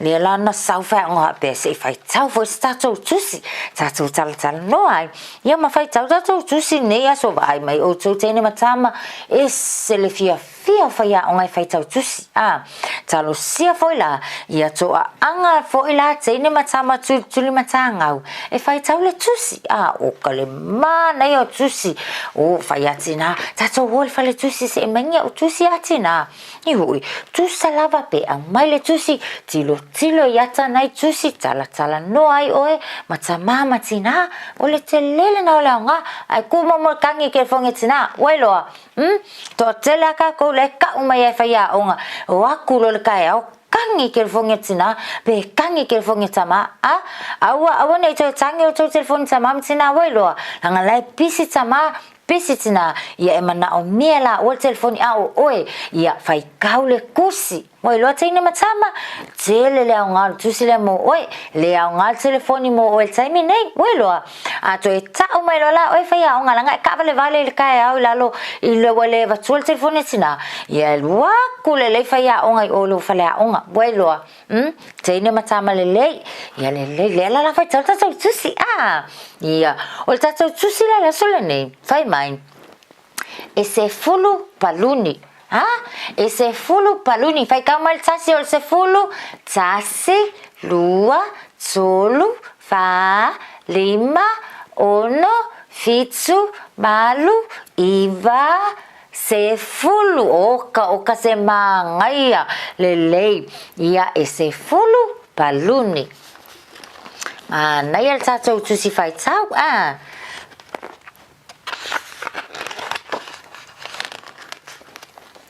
Ia, tilo mai la tātou le mawhaina mata mai teine matama. O la le whainu mera le tu uatu I. Le whainu mera tasi. E lanu ala le paluni le tu uatu le whainu mera tasi. Ma ngai oka se kopopoko e lanu mumu. O lona winga e tasi le paluni lanu mumu. Ai le manga ia oka vaya siena lale vaya sao vaya ivelta lele tu mai I lai maka mai I le palungi este neti le o manu le sa vale tu I le ia fai mai e tasi le paluni lanu mumu mangaia ia fa solo mai opui o lanu wala le paluni le tu le fai numero lua tamaiti le paluni lanu sama o lona winga e lua paluni lanu sama e aluna winga le lua ai o le ata le paluni e lanu sama o lona winga la e lua fo la paluni lanu sama o kalele o tso tene matama ia o le ala le si fai numero le uso le fai numero tolu le langua le paluni le tso le fai numero tolu lanu mea matza ele fa maisi mea matza le ai o le ta o le lanu le na lanu mea matza teine matama o lona winga e tolu paluni lanu mea matza le tele o kase kopopoko ia la le paluni le e tuma ele fai numero fa e lanu al paluni le na le sole esse le vave oka le vave mai o tau tali e lanu lona winga e lanu moana lea vai o lona winga la e fa paluni lanu moana le e fia e fa ma nai tele le tele tātou le tā ofi mai ia e lanu ala le fai numero 5 le lanu le palungi ngai e fai numero 5 ma nai afa mai e lanu moli o lona winga e 5 paluni lanu moli va ai o tau I ai o kase manga ia le au le o kau fui paluni le wa ia tātou ia fai numero 1 lanu le fai numero 1 lanu ena o kase mana ia va ai wa mata na fe lanu wa e marka kau fui paluni o lona winga e 1 paluni lanu ena fai banga ia male fai upu fa umi male fai upa tātou teina matama lona winga e 1 paluni lanu ena nei ia o mai la le si fai numero la so fai numero fitsu o se le ngi ka maiki lona winga e fiala o la lanu le ia le fai numero fitsu tamaiti sole esse le popoko le tele lanu uli o lona winga e fitsu paluni lanu uli oka vai wa fia lava na tamaiti wa mata na tele la tau paluni ia o le ala le fai numero valu wai se o ka vai le matu fesile fai a nga lo pala au mai foltene le o mele fai mai mele e valu paluni lanu papae sole va ai lanu papae ia ai a numero tele lola ia e valu paluni lanu papae le o mai tātou le fai numero 5 ka sele ka ele au le o lango palungi ia o le ale lanu el paluni numero 5 lanu piniki lona winga e 5 paluni lanu piniki sole ese to potso ia male tātou fai numero lo la le palungi muli o le ale lanu le fai numero o le paluni muli tamaiti ia le fai mai le tusi fai tau e se fulu paluni lanu viole ia io e atonu te wa esele le lanu nei e loa mai o e lunga ole tatou polokalame ia ai ole fai mai la tusi tala e se fulu paluni lanu viole o ka tine matama ma aila le manai o tatou lanu ia lanu moana ia matsa mai lava lanu mumu lanu sama-sama oka ia lanu mea matsa olha ofulano mea matsa lele oi le foi lanu mea matsa le ofu faya onga ia o mai lanu moana oka lanu moana ia fa solo mai le lanu moli olha se elona se vai lanu moli Manai to tele tatou ia fa solo mai lanu ena manai lanu ena le lanu le pa o faya onga ia fa solo tu ise tatou lanu uli lanu uli le la ulu faya onga mai ia ise tatou e lanu uli le la ulu ia fo ise tatou e lanu ena ia au isi ia lanu pai lanu pai ila mangai le ulula na tama matua ia matina matua tene matama lanu piniki wai lai ofu mafana lanu piniki ia esa lai ofu mai le ofu Isaac lanu piniki Isaac ia male lanu viole ia ole ofu Ishmael lea e lanu viole ia oka va aila oto ia wa se fulu tatou paluni se fulu foile na o lanu ese ia wa tatou mana tua foile nei aso matatou tu tala no aya taine matama talo siala ia o e mana tua lava ia tatou lanu male fa Samoa lanu taitasi o foi fai aku fa nga e vave male ngangu loa mana tua o le lanu lea lanu moana ele lanu blue le aise lanu fa pena le aise lanu green e lanu mea matsa e lanu sama taine matama tala noa lava tatou fa aunga lava a tatou upu Samoa tala noa ai tatou ia le leite na matama vai asole nei le e pisi lava o kasi matua pisi tatou le ngata pisi tonu la nga matsa ia e pisi o fale o loa o kasi pisi le vai asole nei taine matama o ai o tu manatu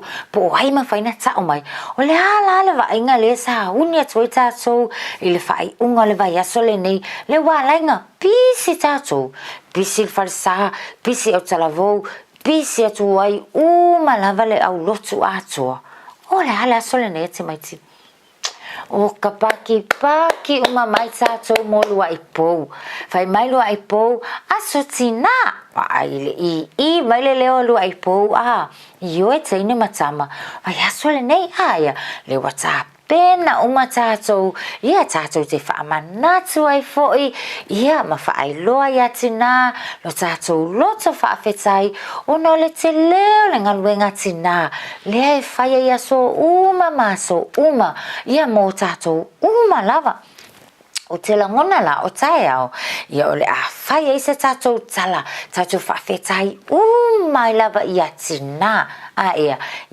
ole whaafetai le na mai tu matanga au e whaia tu mai lava tatou tatou te whaafetai atu ai i tina lava ona o la latou ngaluenga le lei o lo whaia mo tatou i le aso ma le aso ali teini matama ia awalane ne ngalo ye te oi tai au ia e maua malika ko polo kalame fai se tatou whaafatai atina ia fai lau tau loto ma nei al fai sau tau loto mo tina ia pe usu fai sau pese au le lei lava ia whaafia tina i le nei fo ia solo ta pena i tatou e whaamanatu ai ia ma whaai loa pea le tahua o tina i le lalolangi ato ai mai se o le tina o oe ia ma le tina fo ia whai a onga ma tina ma lava teini matama ia o tātou polo kalame fo ilale na o le nei awa uli tali tonu la whaia onga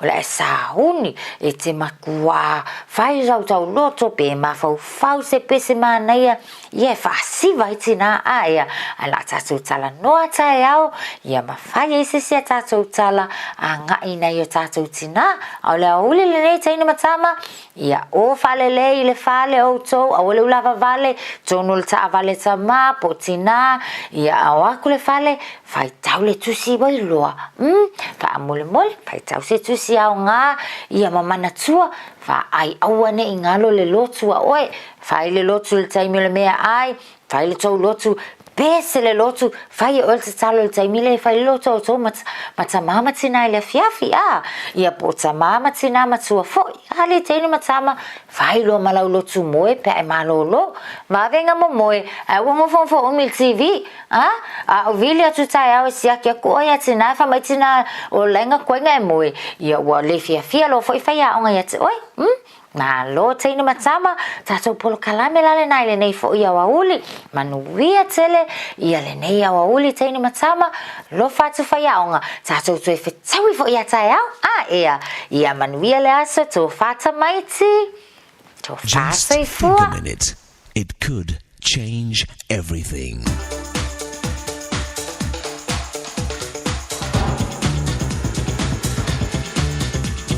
Think a minute. Did you hear about the airplane that had its navigation equipment break down? The pilot announced to all the passengers, "Folks, we're not exactly sure where we're going, but we're making very good time." Not very comforting to the passengers, eh? Going to the wrong place faster is not making good time. A proverb from Haiti says, "A dog has 4 feet, but he doesn't use them to walk in 4 directions." What about you? Are you making good time on your journey through life? Are you getting closer to the life of real satisfaction you want? Or do you feel like you're just spinning your wheels or going around in circles, ending right back where you started? You see, we shouldn't just be busy. We should be busy really living the right good life. A wise person said, "Stop spending $1 of your time on things worth only a penny." So we need to wisely choose what to do and what to leave undone. A successful man gives this advice: concentrate first on doing the right things, then on doing things right. There's nothing so wasteful as doing the wrong things well. So ask yourself the question, am I the master or slave of my time? Have I learned how to tell time? That is, tell time how to work for my success and satisfaction. Remember, your time is running out. You don't know when your journey will end, next year or next week. So why not start using the time you have left to make every minute count for what counts in life? But that's our problem. We need help to know exactly what does count in life. And only the one who created our life knows that. So we have to personally know him before we can start to know our purpose in being here. So won't you ask Jesus to forgive you for not living his way? Then ask him to take control of your life every day so he can help you become the master and not the slave of your time. Only he can show you how to make good time in building the good life that he's planned for you and your family to enjoy now and even after your time runs out. Just think a minute.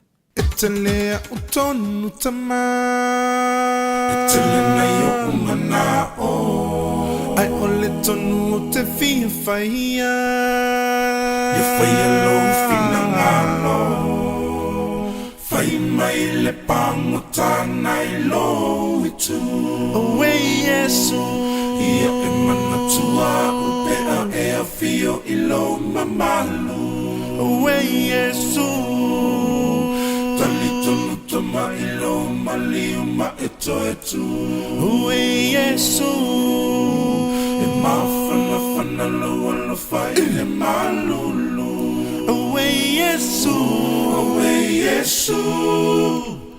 Manatu maya u Etale utonu tama Etale na yo umana o Away I ole tonu te fifa ya Ya faya lo finangalo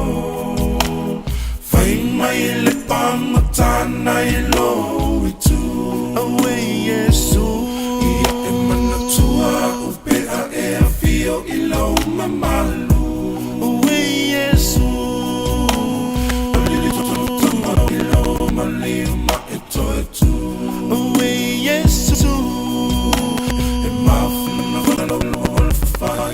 malulu.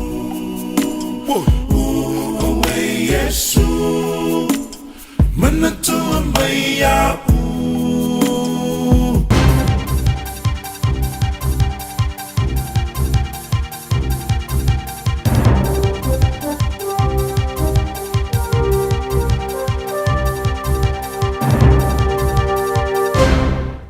Marora soifua tala falava o tala mai Australia.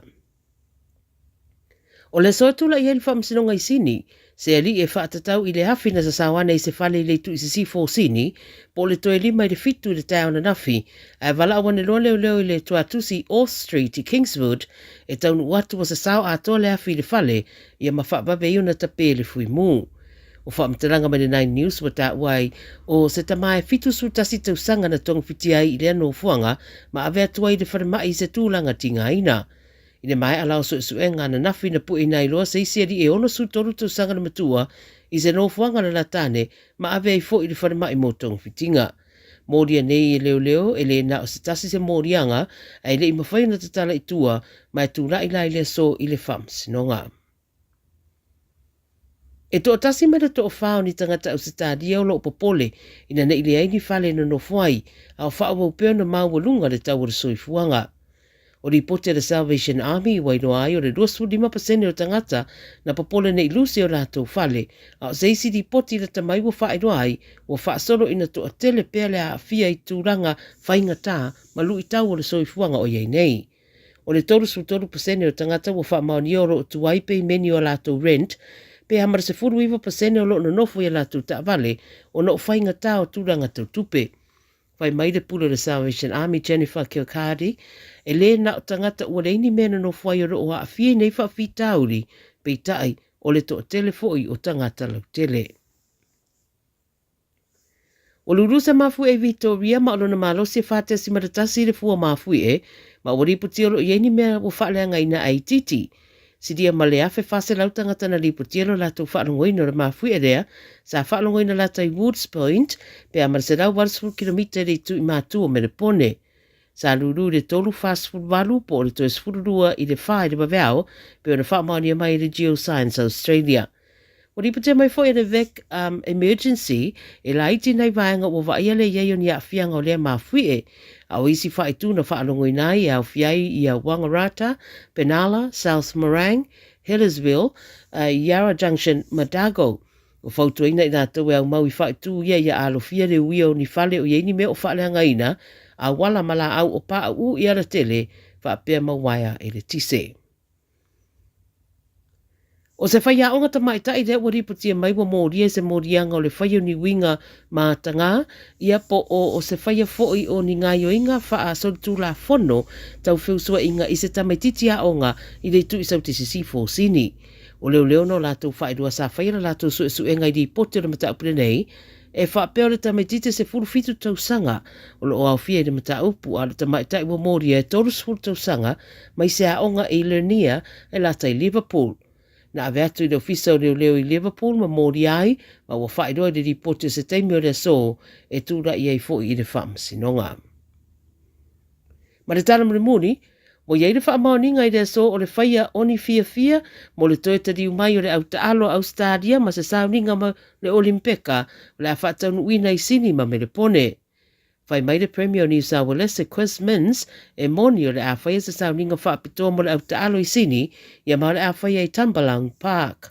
O whapea fo ina whaamania mai e le pone o me le pone Nick Rees i la lātou whonotanga le pōna pō o le a whaia fo i se sauninga whapea i me le pone. Mō sini, ua whaeroa le Premier o le sauninga o le a whaia i le awa uri le aso se furutolu o se tema ma lo ngānu e whaatasi nei ma le Australian Olympic Committee ma le whainga malo e tu whaatasi le nei whaamoe moe. E leo manino mai mo le temi nei le teimi ma le aso e whaataunu wai le sauninga i me le pone. Ia o tala ia le video Samoa mo le nei fo ia saluru ma nui a tele ngā ruenga o whea o matiu te al tātou tunu o whenga iai i le o ngā titono le nei mai aso. Soifua. Malo soifua, o le sio fufonga Samoa, Radio Samoa, tasilima i vatolu a mo, se ki a Radio Samoa. Alewa lima minuto tene ling tulai fao le dawa e fa fonga i se fa boponga na tala mai au se talia le rinvaingo le fiafi io la muta pena i le lanto parade ya e le mautino pe e se la uni ala lanto pine Tangi tul faltu ya Miriam ala la topo Mario mo tanto tala i le rinfo i vaingo le fiafi bo se si fa boponga i le aso antao ba tanto lia Awinga lole program me with go in le malu I fale to put my yellow to ya e mele palamo le loan market. Ya marisio tanto malo fa lo mia lungo le to holiday. The radio samo tasi lima even tolu amo malo le on sai malo ngalo. Ya malo foi li falada.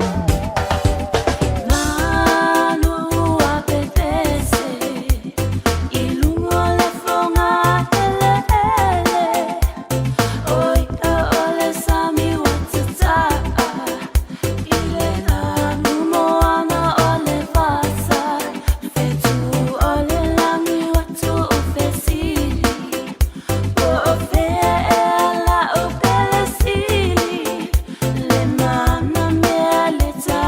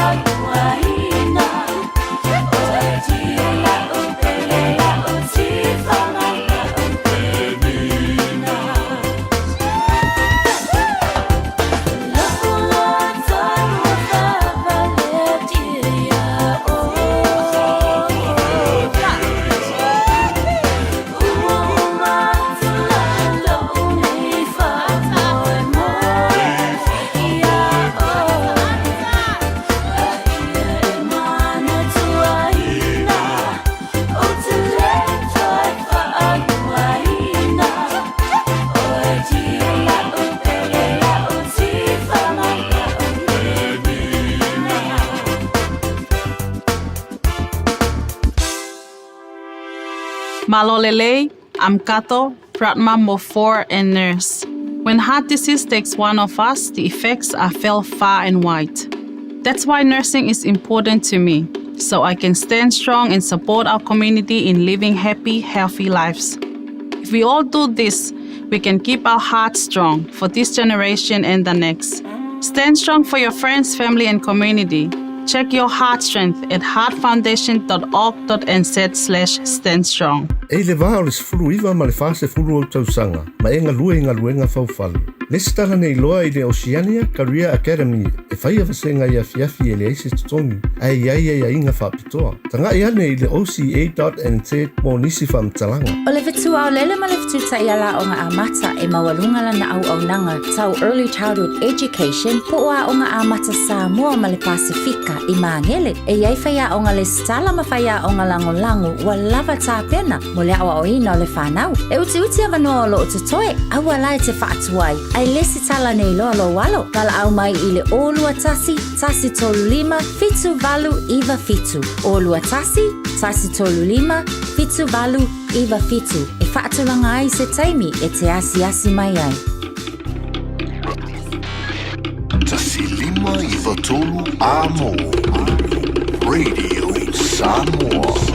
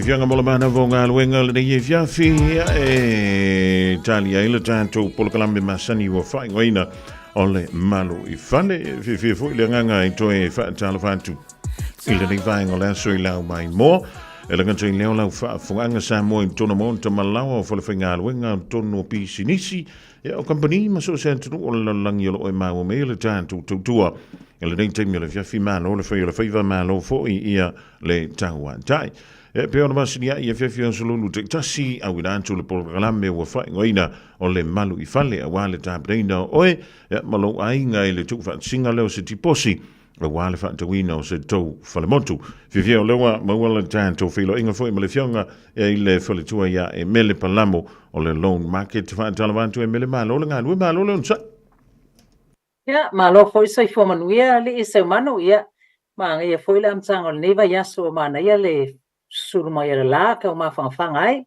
ia fatalo fat foi le mamalo samo fa fonga mai le ia fiaf malo lava nga lue ia ua langona le mafana e sila fia e mele e pito silia tu no le fia I le mafana le fa tasi mele ta malo le ni vaengo le fiaf ia fia langa o le wan tanto filo ia male sunga ia fantaloto Raymond tonu mo pe o le tautuama le au nanga le National Pacific Insurance e pio le ei tono le tātou utunu I Samoa va talavantu fantama lo so I fua ma le langi ma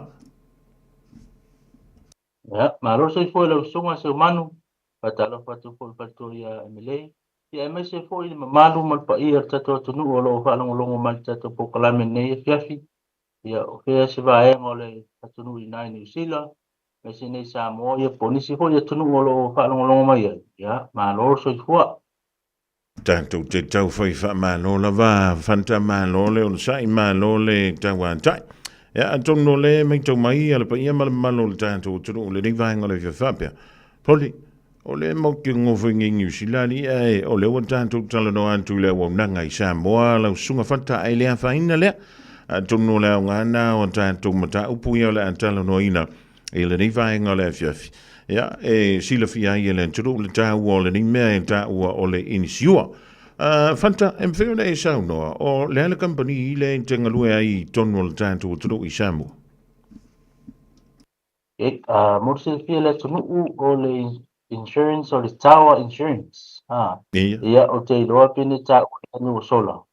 Ia, o le ingoana sa iloa ai ia le insurance ia so ia o mawai tau sanga mawai sa fa ingole National Pacific Insurance now auto sa fa ingole NPI for the National Pacific Insurance o le tawa lava le sa backing ia pe oninga le NPI ia le sa suia lo le ingole lua fedua tas ia le fa ingole loa o le tawa insurance e tu sa lava ma le tawa insurance nai New Zealand ia me se fo ise tonu El Pacifica, Taipei o Tonga, America Samoa, Cook Islands, Mafits. Lele, mano a whautai a whanta. I le tulanga e peo ne iai le senga o tau tua ma o tau au nanga. O ani vaenga e te tau pe ao na sila fia le pa ia male manu le anturu. E whantau lea, I le tau insiua lea o lea foi. O tanto mauta ia po lawa foi o le manu le anturu. Langa le mai taule ni, soli. Wa matua I ese uma whaala walawe whaale nā tura leo tātou wa ia. Ia misela vai tono New Zealand. Le matau tia o no fuanga ia na whaatama ia. E whaala walawe whaale nā tura whaamalamule. Sa o lei, so, tau whai tali atu le pasili. Ia o taimine, ia. Tau tele nisi o lo mahau kau e whaatawina se whale. Ia po se pangota po se lawa. Ia. A whapeo I tūlanga na o titi le whatau se whale motu. Ia pe a whai po I ua iai so whale le taimi nei alo iai se insurance le taimi nei. Le tasi leo vaenga I tau na tanga iai o le insure, o le insurance. O le insurance ava ia o ina le tali I le taimi o makatianga pene ta ua. Lolonga I sa whapene tupu, ia me se fo I le wha sa whapena la vea I fo I New Zealand. Ia. O le tari leo whakitau ni whapena, Taipei o Natural Disasters. Ia po ni whaalawalawe fui tupu whapose, unforeseen, the accidental fo. So ila insurance, e mawhai na se soani atuani. I taimi ia o mawhatia I tātou, I mea tau sosoani mea tau tupe le ito e fausia i maota, le afa pe te upa le ngaina, for example, a pe o te ua mu maota, le eise vaenga le maota toi, e mawhainu sosoani le insurance, e mawhainu toi fausia ina le maota. Kia le ngata hoina, mawhai hoina maua pa munianga, e maua le se tupe, e mawhainu tongi e se temporary accommodation. Vaenga pa pe te umana o mie se me mawhaina e nofo ai taimio, o le tau pa tatali toi fausia ina le maota, ia no faino so swani le insurance ne faina to tongi vaenga le temporary accommodation no faino so swani mano le tinu stem pa pena pa te ua pa le ngaina mota ia le mo faina no voices leli we yei mota upu fat o a fia ini si o le mano le tinu ile tulanga le ho ile o le meu tupu na fa la ngaina le mota stasio ainga ia na tali lea ia leo le tulanga foi leo le insua ia tali mai lo le insua fa mai ia o lela a fa nga solo tu nga luenga tu fa le ia o to fali fai lo la ia leo le unitel te malo momo ai tua ia na fai le fale le unitel na lua o lo la ia leo le o lo la ia leo le a inga le ia wana no foi na le unitel te malo momo fa mai la le fam talanga voi le mda upule ni New Zealand o la e fa pe le lunga li ile won tu le fa le stamalo le momo o la tongi le insua a fa mel tala le insua o le vunga o marka ko kai mi lenga ko kongia ko ai ma ko ia le tow range o lo no wing o lu ko kongi ko per ka malo la ngalungo foinga o va enga ye tauna fi tono tananga ia fat ia sa le lava so it's very important e ka kaunga ki kilo in the policy wording ele taimi lea saini aile malienga lea por kunkalate between ele tangata le ke insure mal insurance company e te tauna mai o io le leiva enga ia e te tauna titilo ko ila le tangata le fatawina le insurance po le ai ku inga kava le na te fatawina mai mari ia e titilo le policy wording o na piole pe sau mai le tadio va enga uma ia te tasi le e te anga va ile kava le tatawina ia manisi o benefiti o lo lisia ile alo kava o le a mafai ko ina ia ngava ai la fa pe tupu maini mala fa pe pe tulanga nei taua ia mantua fo o temi nei afa pe te o tupu se me se mota for example a te o mu i tono New Zealand according to the average time ne fa pe ko si nei se mota masalo pe 6 to 12 months e to e fa si ia le se mota pe fa pe tu fa le ngaina o ina foi la tilo ile cover if it tau ile le ila va maui mari why is a benefit o cover for example la ila va tau insurance in New Zealand o lo ile cover tau le standard o le premium ia ma le plus ia mata va pena o le premium la le pito tau matalia ia mai tele fo iona va henga ia nga va ia tanga ta pa pena te fa tawina mai te le fo ila le limiti o le cover ia oina e te titilo ia o fair vai na tal fenga o te mana o ile e cover tele to tele no benefiti ia na fika ina ia o mele te mi pe ona exiningia ala ma fa ia nga fatia e te mi atole te fa tal tal ia au to tau to fa si ina lo mota pe to fa le ia lo mota ia wo me mo ele anga to vesi mo mulian ia ai ona ma fu mal ona le dilo ilo le pe titilo le itato policies wata ua tele le titilo policies compare pe shop around titilo anga policies is insurances mo ina me faina e decide o fair the policy o le taking up o fair for the insurance provider o le titilo insure lo mota so va engana ma lo sa no fat la le se singa o le insure ino le fali ma to tonga la i to tono le fale pe oni ai mea fale o la au pese o TV ma mea va pe ma lo fata ese va nga ye no separate level insurance al mota ia ma pole lawa ese mai I contents le to tono le fale ia po mea fale once it taking a lole cover o le fale ia e ta ua lo titilo ina ia cover ho I mea to tino le to tono le fale awa ko ya tupu mai se mala fa na tulo Yeah, for example, se fire or se flood, Ia. a fia ilo paota whalanga ina. Ia mauti no lava. Ia o lea whalanga ina I fo ima me tō tino le tono le whali. So ina ila, e base fo ilunga I le tupe maua, o le kawa e fora po mo oe, o ina te whiwhile I pēte manao. E pai fu se kawa mo contents. Ia, o contents, yeah, take for example, ata tu ka ngopi le turn upside down le whali. Wa uma me to uruma ye. Pa turn upside down fa. Ya me uma na la ve la lo content. Ye te fi boy ma e lo. Pe e te mana o. E insua uma va nga ya fa pe telefone tang ta. Ye se la auto mo ta pe ne ta o po se stereo tang ta. Ya JPL speakers ye. To wa fe. Yo va nga uma na mo fai.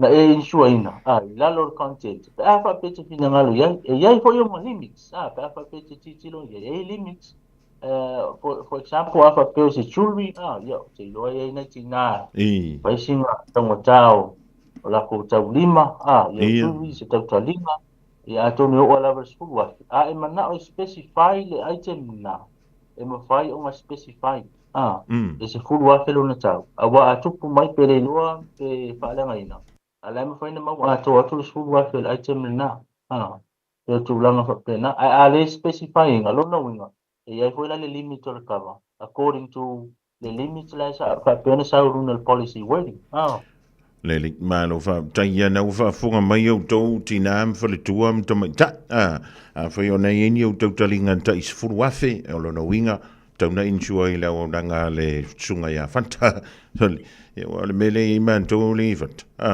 ia e keleanga ia o le fai ngol vai so nila santa mai au to kelo ka ilo ye po pisangi ngi si ngal ko sali vat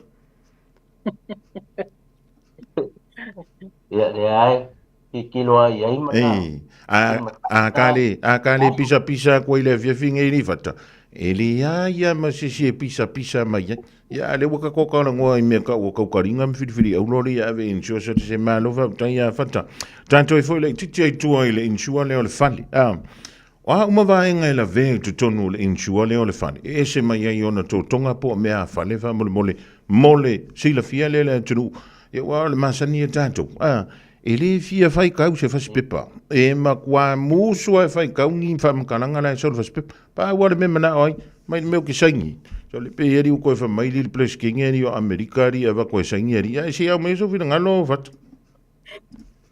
maro fa tai mana ye tere ba ngale mai cha wol ba nga te ne cha wa ile na tu wa vale tangata pa wa le mene mana o mia ya ngal fia fai la vol insurance uma eu normal lo hilo pe ia mai o le leitu langa ia ia na fatal tali le se longo fai de claim ia fatua ves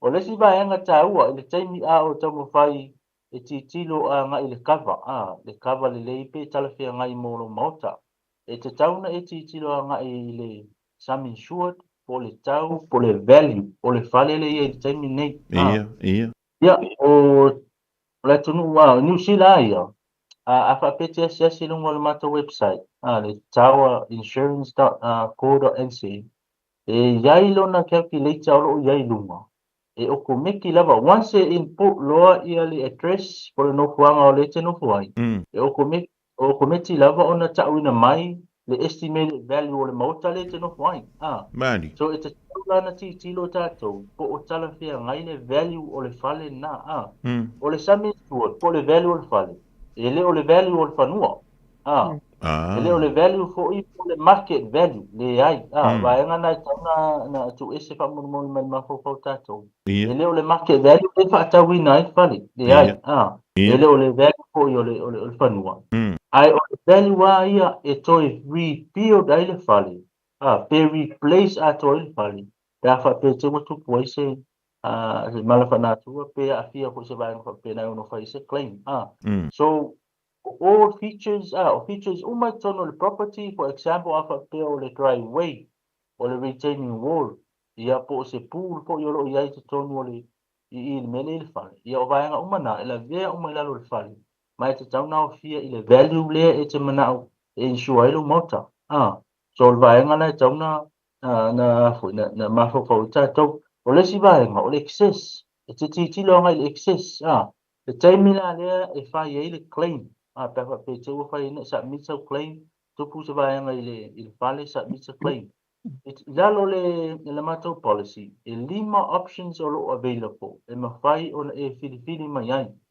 pe e asiasi lunga le matou website mawhai na whai se quote online e 5 vaenga le excess o lo tuna atu ia te oi whiriwhiri mai ai mata mai le pase lau tala ngai le lua afe 5 se lau tala New Zealand e se tire tala right lona winga fa pets whiriwhiri le pase lau tala lona winga e taunga talo na premium ai fa pets whiriwhiri lua afe 5 se lau lona winga e tau no fielo nga premium e fa pe na that's how it works but o tupe le te tongina i le taimi e whai eise claim o lau contribution lea and all insurances do this e whai whatinuina o ma insurances ia vaenga ia iai lau le claim e pay iai lau le excess e pay pēa o le taimi whatinuina eise claim so e tā ua fo i lau decide po o whio vaenga ia talawhia ngai maoi ina i mea ane ua tupu mai se vaenga i lau mauta e latu e whai mai sau claim ai wha apea mai ia o lau claim e na le afe 5 se lau o lau excess e lua afe 5 se lau lona winga le mawhaina claim so vaenga wha apea tau titi lo i tātou ia mai o ia mai loa le lei ai le i whatino ina le cover o le si vaenga e lalo le matau cover o maota malawa e ko le vaenga ta o le gradual damage pe se benefiti le e mawhai ona cover i vaenga fuina le gradual damage lona winga for example afa peo se paipa na liki ele o iloa e tātou le liki paipa ai te i wo whaale ai nai nisi o vaenga o le maota malawa ia e mawhai ona cover e mawhai nusa soani toi ia ai po yung limits pe no ta o te mi o solo o vaenga po la ia ta o tau na e sila fia le ma e to tanga i le po wa ia limits wa ese cover ese po limits ia na pe no ta o ko te mi solo le si vaenga le tau titi longa ye temporary accommodation wa le o policies uma ele o insurances uma e mawhaina latu o whainga cover le o le temporary accommodation no wing tupu mai se vaenga wale mawhaina e no fo yellow fall ia e te tau na va ma na titi le ia se vaenga fa pe maua mai se alanga tupu so soni ia o te tongino le meo le e no fo ia wai whainga tāfo the yearly insurance apa pe ia unfortunately ele temporary accommodation na lo policy le sa take no winga ole atu ta mawhai ko i te sui stupid e te tongi ai nau temporary accommodation ia ole si vaenga o mea tau renovations e pe wai e ai lava ainga i nai ni usile e nofo novo isi taimi pa atino lato minor alteration po ingali lato maota malawa so o minor alteration leo ke kalangua kuai morsile fia le malo tato tunu o vaenga fu ina le patino ina ya noa ma se building consent e mai le kafu local authority na no ai mana o mi ai lalto le fai nai minor alteration nga e ma fai ko ina cover i lalo insurance da fa pe te o tupu se mea i vaenga ia te pe o building materials le sa fa tawina mai specifically if I tell you na iba yung ala si structure pa pia ia e mawhai na cover so le si po ina penfiti o na mawai lalo le tato house insurance pero na uta ua tenyo sola o lo iai lau whitiri na mawhai na fatino ina e whitiri mai iai po which cover e te prepare ina e pe na uta ua e tolu cover o le standard o le premium ma le plus ia e fua ko ile tato tupe maua le mea te nga fatia ma fai na fai lau whiwhiringa, ko whea o kawa i e tolu o le ai whiwhiringa. Ai, e peo na u ta uho te mua sola. E ese kawa i e tolu, ese foi benefiti. Ese foi lau whainga o li miti. For example, temporary accommodation. Ese le li miti le amount i lalo le standard. Ese lalo le premium. Ese le plus. Vaenga whapena tauna titi longa iai. O lisi vaenga i lalo le matou kawa o maota malawa. Ele me ta o extended sum insured for fire.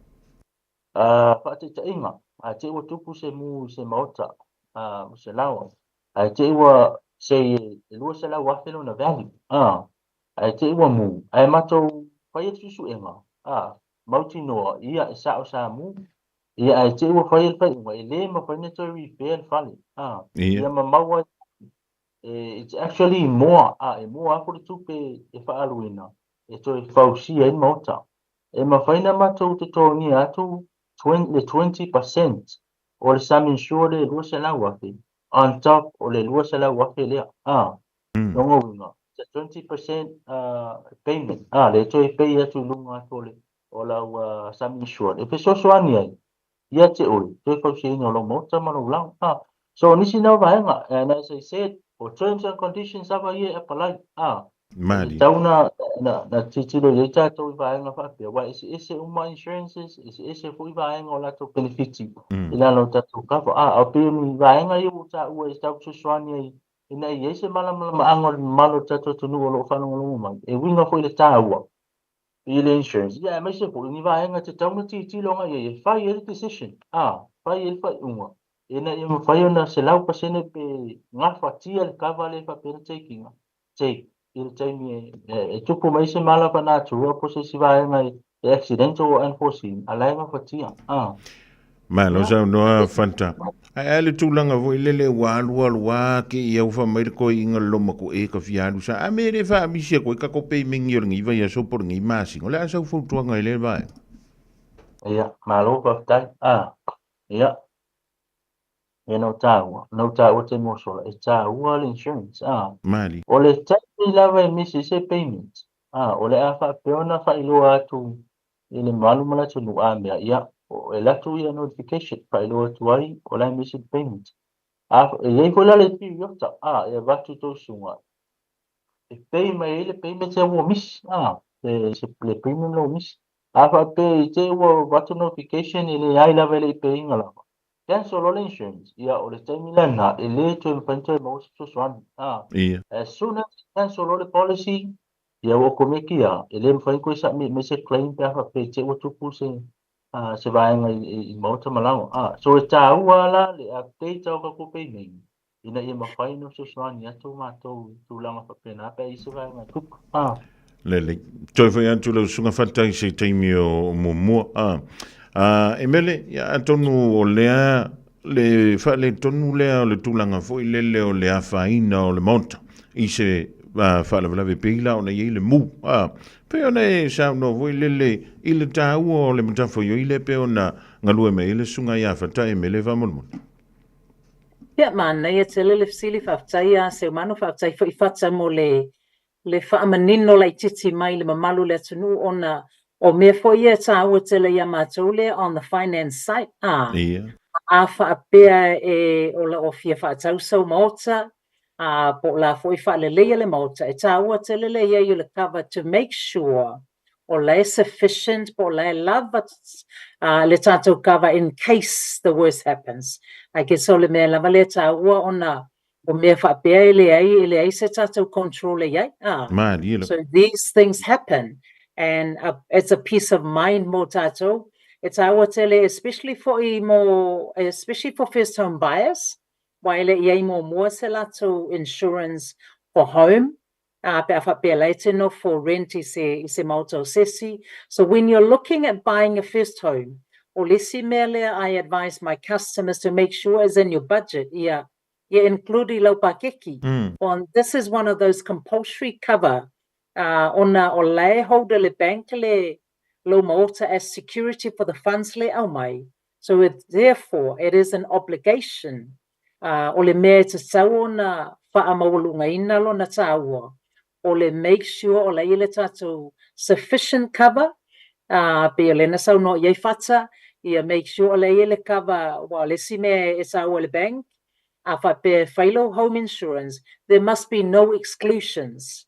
Masalo fa mamala lai titi mai e fata le tulanga ona mea ia tito la ile penga fa pe o ye se exclusion ilo policy pe melena sa no ia fata ia ile lelo policy lona winga the bank has the right to refuse yellow application. They can decline back low application even though low umana approve my low home loan abatule fale lo okay abatula le tato home insurance ele o ato toa le mele mana o mele bank there are exclusions. The bank can decline the whole deal. So le mela le ta wa tele le tulanga le na na saunoa iai fata. Mano, taia e mele fata ya o toi fala bla vento na wa mana ya le se o lo sal di va ngole vi. Ya si o mai o la to no le exclusion e sa no me el to ya e mele ya o la vola mta fo yo ya itale to mo fai e fa ta so ta fale motu ina ia talia male a talisa paia mai le fale tupe ya la tan no nga tupe le fia tan sangai. Ya, mana je si ya o me tau exclusion gava ia. O vaenga ia exclude wa e pule foi insurance company ia. O le vaenga e tau fa pula wa. Ia. E pula vale insurance company pe la te excluding a cover ia. For example, fa pe te wa va tu ele insurance company se quote o se cover fa pe ia o le fire cover e ia le cyclone cover ia. Ai te ua vape ma ia unfortunately o mo le mele te no foi e paisi mafui te no mafui ia e exclude la le mafui so vaenga la ia e titilo anga ia insurance companies e ma wai ona le mo foi na maua cover ai o le tala fia la i le vaenga le tawa o le tawa la va ia o le flood ma le earthquake pe o risky le tele ni tupu tato tunu ni sila e iai le me ua whaingoina o le risk-based pricing. E mo te whaingoina vaenga na, ono winga. A whapete no fo se vaenga wapenai. E tele, take for example, ia o Pilani ia compared to Wellington. E ke lea mo fu e lalo wenkongi. Mali. Vaenga, ono winga. E mo ke le excluding. But e charge la o le premium, tala fea ngai.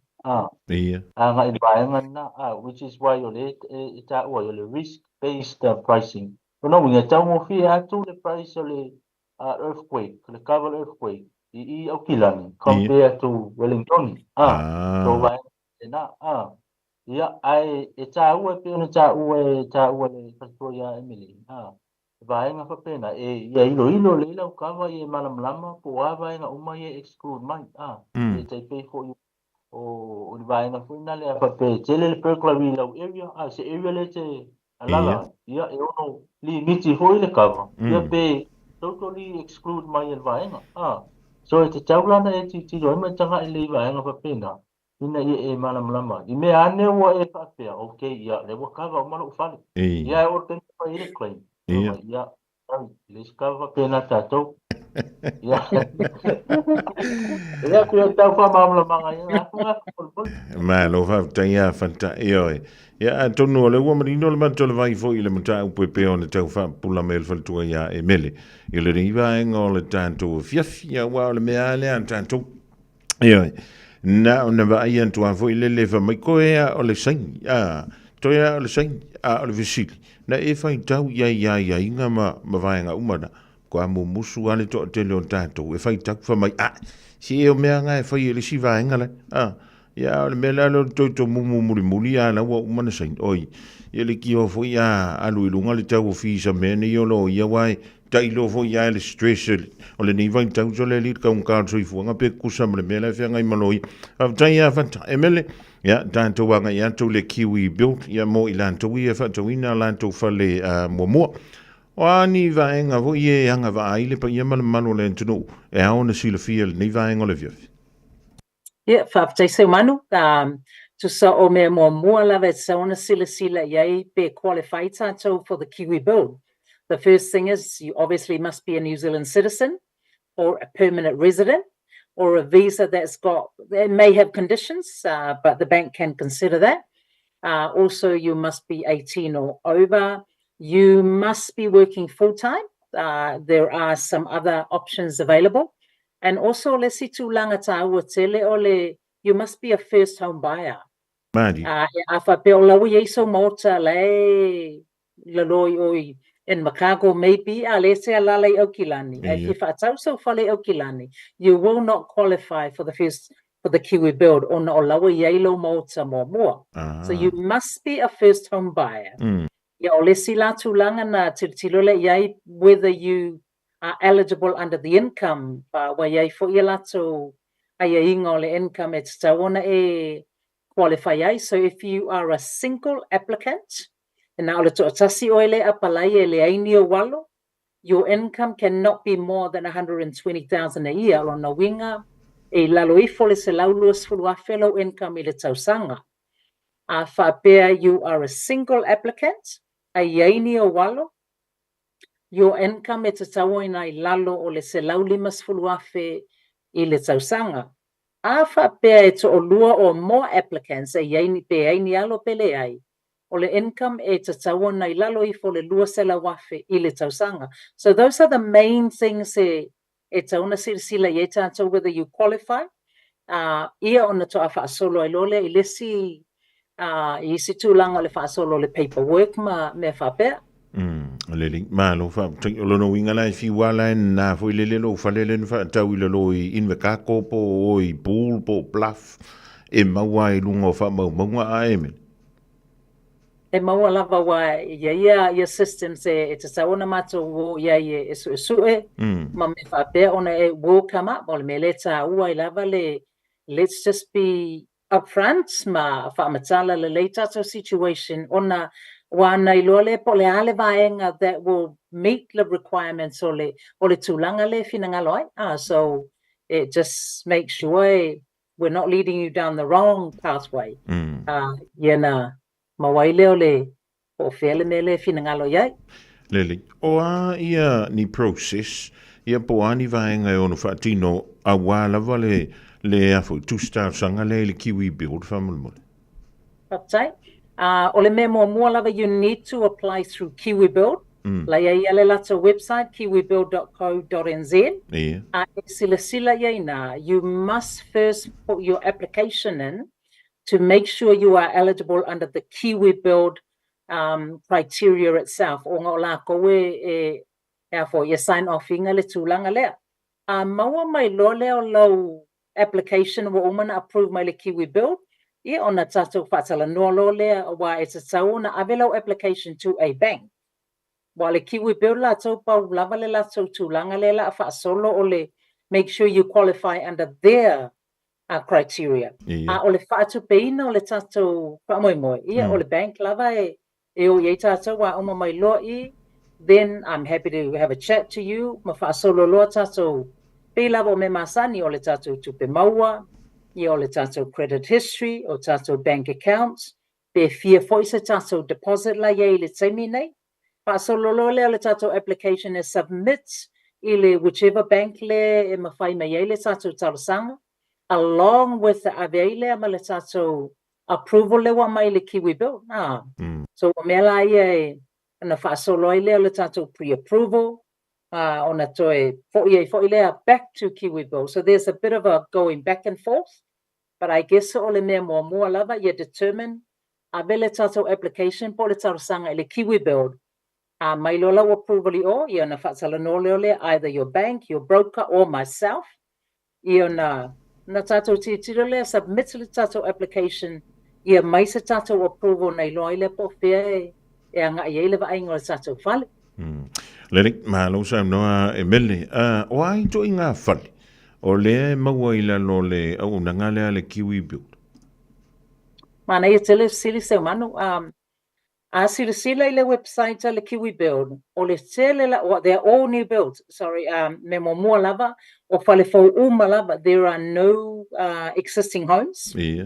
Kiwi Build is mainly under, on le whainga le Kiwi Build, they work with, the government works with developers. O le awaingala le developers, they have a certain part of their developments that has to be priced within the Kiwi Build. Wa sila fo iei, o le Kiwi Build iei fo ilato price ranges. O le 1 bedroom, le maximum e te saona iei le price is $760. For 760. O le 3 bedroom, ia titilo, le mostly level 1, 2, or 3 bedrooms. O le lato, and these are terrace homes. A terrace home kama fo inga iele e pipi whakasi walls line up. Yeah. There could be duplex kama ie lua whale pi whatasi via a wall. So those are duplex homes. Or lava lato standalone, but it's very rare. It's very rare le lato standalone properties. And I had a look on the website tangangi. O le lako fa le potu moe fa potu moe. So which is very rare. Ele moa se whapoto moe. But it is a terrace home. Le pipi whaatasi, but at least it's a 4-bedroom. O te dole tele o tatou ainga pia le whapoto moe le tuli. And at the moment, that one is in Mount Wellington. Mount Wellington, e whapoto moe o le price le advertise ai e valu se lau fitu lima. So which is not too bad. So palo tele na fale is o fale fo umalava is either an apartment, a studio, a terrace home, or duplex. E moalava standalone, but it's very rare. Leli. O le se umi e te tau no tano fo tono le fale motu lea o le kiwi build home lea e mele. Ia na futa mawhai lea o na tau malu e lua mele fina ngā lo le kiwi build foi lele. Ia, lele, kangolola i e su e isau polofiti lunga le tātou whalelna. Ia, mana ia sili seu manu. A wha pe tasile potu moe o le whalele wa e whaatawa under kiwi build. It's a tawona e alala I le whalelea mo le tausanga ato e tasi. After 1 year, you could then sell or whatever you wish to do with it. A whaapea luanga e lunga potu moe, you must live in the property for a minimum of 3 years. So e tasi le tausanga pe a whaapea tasi le potu moe, a lua potu moe anga I lunga, it's a tawona tolu tausanga o la laita to I le mauta lea before you can actually sell it.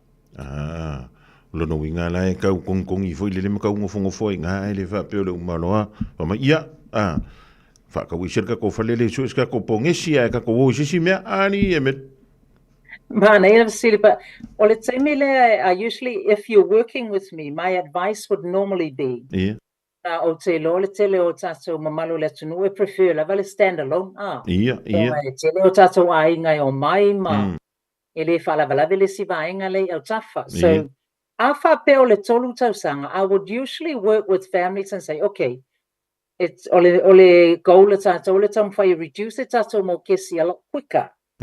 So that way e umatu le tolu tausanga, o lawa o tau whio lolo se tato equity later tonu le fale. Afa pe sell off atu le fale, o lai whio lolo se tato polo fiki, ma whai ona whaatau se stand alone. So I usually recommend don't do your minimum payment.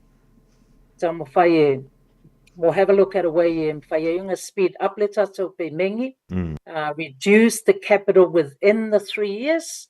So yaile fa mo moile fa so atu. At least hopefully the market is on our side as well as le melem fayeta na fay ole reduce it to le se tato polo fiki mo pe umale tolu tausa. Leli, malo fam lono winga la anga I lunga lo penga tufa ilangi ona mawaila I leo fam talanga I ilano le kiwi builda Emily. O le lava la yele la to website a fa pe yese me fia fa malamalama ye e mafaya na o to fa malamalama tiliatu so just give me a call or an email I'm on tour next week I'm in Samoa so you won't be able to find me on the phone. Yeah, le malo fa taxi pe ko ki nga mai elo lo ko ri fantai sa nga le Emilio le la sa mole manu uine fanta mole antulanga nga fa tele mole no tanto filo ye le vai ngole fiaf mai so fil nga no mole ya Michelle wala e so ta ye toile malo le tru ele nganta mole to wa ya o nga nei New Zealand ya va pe fo ya lo nga lu e to tono sa mo ya wa dilo e ya ni so mountain ina wanta dau mo no me ona faile insure o le anu fo I luma o soli ngā tūla fono I le metau ngoi ma le kare pe whale ngā woia inga ia atonu e au ngā ia I leisi vaenga o le tau insure ia au mai ia so whiri ngā le muli le ring vaenga o le whiawhia misile au wale so tai e toi le malo sa moa fat Malo fatai ia nauna to le watu la bus whamanatu ona o te ilo le tato pukalame awe whamamafa ngai inisio lo o tau titilo ina ia Payese insurance mo maota malawa. Ia, to e watu la wurfa manatu ina ia titilo le policy, shop around. Titilo le policy po a umawaenga o te tauna e malamalama ina I mawhaina whaiese whai unga. Te tonu masao. Ina ia o le taimi e whaiese claim. Ai o lo talawhia ngai. Titilo le sum insured. Po le value o le whale po talawhia ngai. O le excess. Lo iei options e mawhaina tanga iai peafa pe te Filina le tawa ia e mamau o fulpa mama venga wa paina pay quarterly or 6 monthly paina titi le vanga pa pena ine paina paingo fi ai o lo mau fulpa mato nanga ilungo Ele matou poro, online, ta o le mai tawa. E mawhai ana ia sia sia i whaise quote. E mawhai puna e loa, pe fia tau, o le insurance o le, ne whanse soani e te oi. Ia pe te wala au fo i le matou numera, o valu se lau, tolu pitu iwa, tolu pitu lua. E mawhai na fisili ai pe whanse soani me tūlanga whapena i me tau quote. Ia, ai mana au fo i te email, e lo i le email, referrals@tower.go.nz. Mawhai na awi any queries. I le tūlanga i tau maota i nei Samoa, ia to tele ni a inga o lo whapena u mau whako. O lo whausia ni maota matua i mata mo fie, i nei Samoa, ai o le fasili, o Yese Insurance. O le vaenga tā wana, o tatou tangata o lala i nai New Zealand matunu mau. Matua i malama le tā o le insurance. Ia, whai whare i nei Samoa, ia pi whare ango iai. Ia, ai whai whia pa te te ua muu mai se whale. Mari. A whai puna non tau. Ia, o le vaenga le tau titilo iai. Ia lo ava noa matou ofisa. E ma whai whai nei asese lunga le matou website. O le www.towerinsurance.ws. Nei lava Samoa. Ia pe wala au mai po i le lua o whawal tas. Awane i nalo 685 mai luma lua o whawal tas. Ine whaina. Mau aisep soswani. E winga ni tau insurance alo mauta mo lao. Ia por ta avare fo. Ia wow, wai kelo ta avare mana na ia le fe wai nei. Ai le insurance. Ia pe se toi talatu na ma se soani tato po kalame fa tai tele lava se manu ai me se fa to ia email. Ia, mule antula ngang fa te telefanta mo lo wa no fo ia fa so mai ai. Ia la auto fo i mata fo yoi o se tulanga fo i lele e fa no fo fi mali ele manuel entulu i nei meo a seta mi se level tulanga tau fali. Ia wai ele pe ia o le tanga raisa fo i lele na lo wa tua au mai lau tanga raisa avela tupe o mene o maunta malau. Ia nga ia tangata wo so i mai i join nga me fa pene ia pe tutupu mai ni pe fe ai mai se ia pe fa pe o se investment o lai i nai Samoa ia o le wa mau ni wa lo te vai tu fata so i le mai ia le foi Airbnb ka ko so le mere wa ia ai wo o tu na le to officer ia le insure fo tanto Airbnb nai Samoa ia pe o lolo lava na Airbnb se wo ia le wo insure ma to officer ia mai se lava le Joko meeting happen in October. Ia. Wo fai wo tele nai vaenga le wo mai sik man insurance ia mau fai per mato fai nga te ka. Lele ma no fa te an tele tu fa mai fanta ale ai vi fo ya e mele pe to no antul vai so fo. E mele ia mai so fil ngal mulmuli ai tele tu ua manto ya e solna tu sa mo awa fo ia ni so fo fo ngal na vai so asau. Ia, ma lo lava seu manu whaafitai whai Radio Samoa mo ava noa matango fie. E whaalau tele ai le malama ma le tomai o le mamalu le tunu. Ia a whapea lava Yesef Sili, more than welcome Emily on emily.palamo@loanmarkets.co.nz o vili mela telefoni le olu fitu, valu tolu fitu, valu fa, valu o. Ia e pia fia lava e sosoani au ona le malu le tunu, ia manuia malu longa o le fiafi. Tanto fa pena io na faile fo le tuia e mele palamo le loan market te mo il olu fitu valu tolu fitu valu fa valu o olu fitu valu tolu fitu valu fa valu o e bolana emailina emily.palamo@loanmarket.co.nz ya male sunga fo ia fantaloto Raymond tonu mai pea o le Tower Insurance te mo ilunga o le Tower Insurance ile la to upenga tafa ilangi se o le leva fo le lo famanga le le tua ona to mo wa toile o seisi fa poponga o le polokalame o fa ngoina o le malu ifale malu ile fiafi.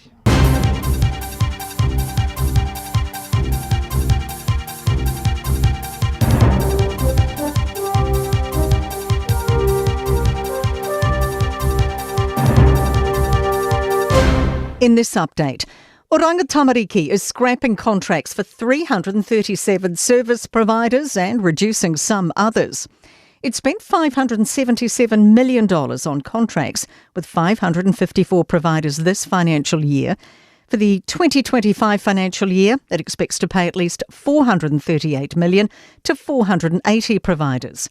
Children's Minister Karen Shaw suggests Oranga Tamariki has been a cash cow for some. OT spokesperson Darren Highmorner is adamant the reductions are not cutting frontline services. We're reinvesting money where we think the needs are. Plenty of opposition as Northland's Kaipara District Council voted 6-3 with one abstention today to become the first to scrap its Māori ward under new legislation. Tarunanga o Ngāti Whātua has filed an injunction to the High Court. It claims the council failed to consult iwi on disestablishing Te Moana Nui o Kaipara Māori ward. Ward Councillor Pera Paneora says it's essential for the council to have a Māori voice. We took away karakia. We removed te reo from all our documents. We argued last week for almost an hour about 2 te reo words in the name of a reserve. Belief a major Auckland pulp mill proposing closure could be the first of many. OG Fibre Solutions is consulting with its 75 staff in Penrose, citing a 3-year pattern of losses. CEO John Ryder says dramatically rising energy costs are one of several issues plaguing the mill. E2 negotiator Joe Gallagher says he acknowledges they've tried to cut spending with rising business expenses. Companies are being faced with this major kind of cost that is actually outside of their control. So you can do everything you like, but if you've got those kind of problems driving through your business, it makes it really hard to survive. That's news. In sport, 4-time gold medalist kayaker Ian Ferguson reckons New Zealand's embarrassing showing in the C2 500 will be worth it if the men's K4 boat succeeds at the Paris Olympics. Max Brown and Grant Clancy, who only raced the C2 event for the quota spots which allowed them to enter the K4 boat, finished 45 seconds behind the winners in their repechage. It was only necessary because the K4 team failed to qualify the traditional way. Ferguson says the onus is on them to perform. If the boys do well in their chosen event, then I say they've got to be forgiven, because for them it's very, very embarrassing as well. I just see them, they would have hated that. The completion of her Olympic medal set would be something of a fairy tale for Lydia Ko as she tees off in Paris tonight. Ko's on the hunt for gold after winning silver in Rio and bronze in Tokyo. That's sport. I'm Raylene Ramsey. Ua mawhai ona awina atu le tala o le tau i aso taitasi ona o le lango mai a le Pacific Finance Limited. Telefoni o Valselau fitu whawha lua fitu. Tue whamalo antu ma whaatala vantu le rivaingo le fiafi lau mai moa ia malau whaafunga anga wha waupe i lunga o le tautua a le Radio Samoa tasi lima i watolu a mo le ri fiafi o le ansolulu a so fitu neo le masino o kuso lua fe lua wha. O le vanganei le tātou tala o le taulanga i antulpo ana ni mala so antau mo au kilani. O le po ana nei e whamai e langi le lei le tau. E o te le ponga whialela e vai ai le suru mai o le masina. E ma le malu luna il po ana nei e iwa antikeri. Mai ngotu le la i la whiawhidei. I le Joyce Fuluvan midu te le intulai ono. O le aso antai au e soane le la i le fulu tasi midu te ai le fitu i le tai au. E yaina i wanga e tōlu wawa solo i le tai au wha solo antu ina palasi timunga i taimio la waulia tai au ono mamawhai nisi o no whonga e masavili dai hangi mai le tu i mantu wha solo ina hangi mai i le tu i sifo i le waulia tai au o le tātou uturungu i Samoa ma lona whaila whiwha ma lona un sai o lawa te aleono i Samoa o le ngai antu le poanda nei o le whamai ala ofisa le va ai tau e whio lolo le mawhau ti munga e popo inisi o no whanga mana i wila ma whain titili o le ngai antu mo le aso anta mo Samoa o le aiai ia nai timu o le tulanga nai pio ni heia winga o le tau le nganta mo au kila ni nei before i alo tātou wha sinumanga i Samoa le ni vaenga o le viafi. Wa loa le tautua le Pacific Finance ino do ngā tupe mo so se wha moe e pe o maliu wha i puiponga a so wha nau whainga malolonga ma so se wha lewinape. Ai muisa le toi fui ato wha nau i lea onga. A palai nei loi le pacificfinance.co.nz bevela au le ovalu se lau fitu wha lua fitu. E talo sanga sau no ngā tupe i le vau le 5 se lau ma le lua se fulu a whai tala. E lua miru te whatali e lau talo sanga online. Ai tasi le tu lai whatali e se tali. E ia inga wha bitoa. Walau lo le Pacific Finance Limited i le ovalu se lau fitu wha lua fitu. Ovalu se lau fitu wha lua fitu.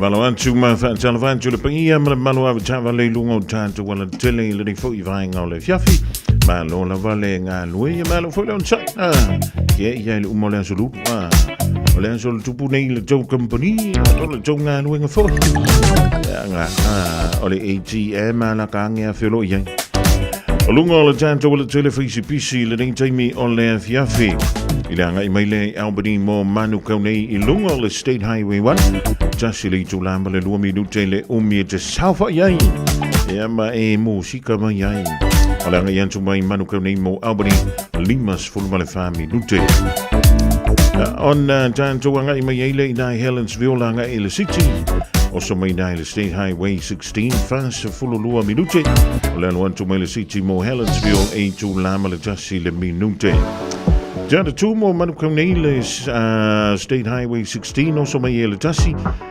le tu la manukamo ja de two also tu lo mole tasi limas for malevano minute io e kafefe ja de two more manukamnele fase for valo minute manukamo ja de two e limas for malelua minute ja vai ki so mai nai Bombay Bombay yanga ele city lus for limas for lua minute City mo Bombay itu la malelus ful malelima minute.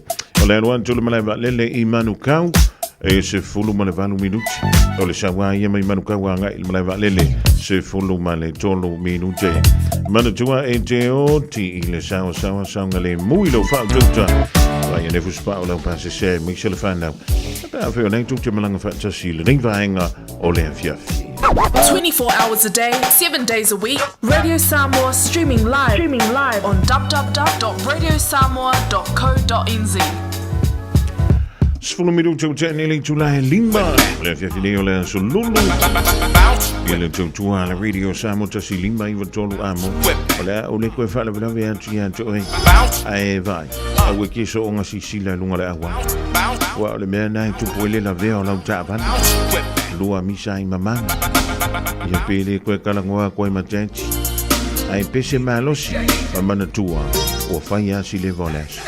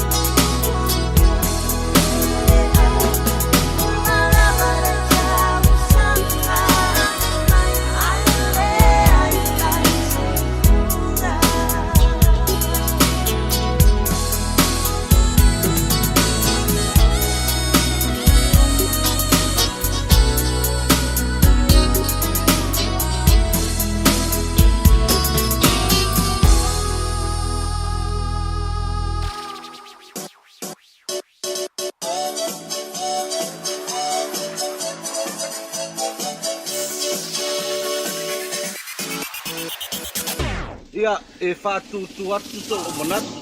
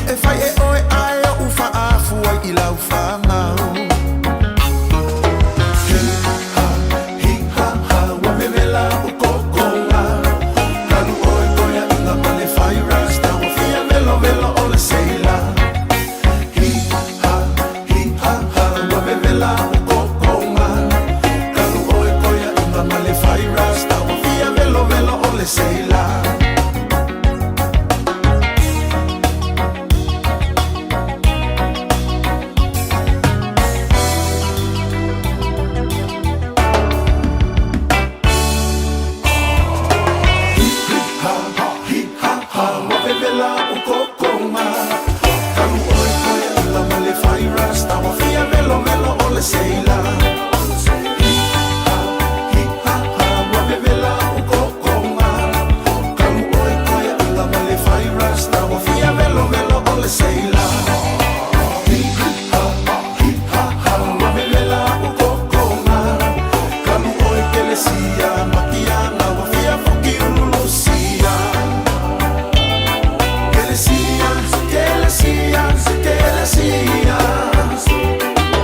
My phone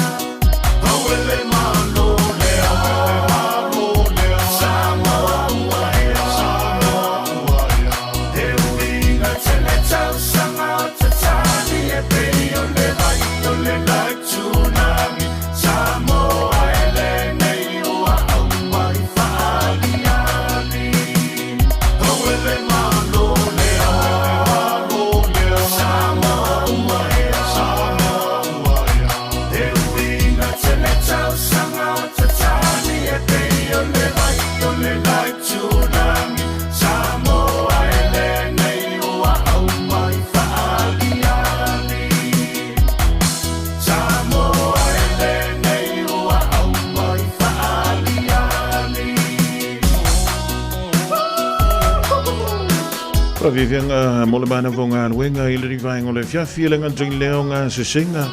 Ina ua tolo minuto te le afon le lima to e fa talo fa tuai. Le rivaingo le fiafila mai moa ia la trinleonga fa fonga fo ile tanto to fa wow le radio Samoa tasi lima i tolo a mo. Ma de tuale no fento na lela o se trimule se fini. Mala antala tuile tanto lima. Ja mo yese vainga se tasia Ole ai inga le tanto la lingole por kala. Ole tanto to vangale mo le santama. Ita usa me alu swa. Yo. Wa ma lo la e sawi e selo swa farenka mo lunga I e selo swa fana I lo pepa fan. Pe a foi kasi lo pepa fan o pe to. Yo e tasilo wa no tasi ala mata upuete tala no mai. Se vai ngai te mana tua I pelo te mai a soa o e tup wa. Yo o mai le timide. Lema faina ngalo ya toi. Te tala tu lo la le. Ya ona e bra o mai lo na ile. Pe an te tala tu le o le tantu to vanga na mo le sa tama o lo sa o le da. Ya mo no te mana lo ai le tantu fai longa. O le vai longa. Lua se la utala New Zealand e lafo mo lo te mai Samoa. Maua toi malau tusi whaanupenga e malami tiafu ale Radio Samoa. E arangako, mangi. Ia, leda, mai alola ngako pesile la tantu wanga ia tiai. Ia, ona te tala atu lone o le leki. Uma lone whaafifianga mai le so mai crew. Ma tala ma le tantu leina. Ia, ona e wala au mai lola ia lea. E ni telefoni ava no le antalatu. Bansano pe a kileanga o singa koduanga. Mantai le nei fia fifa a wawa toil po ana nei sa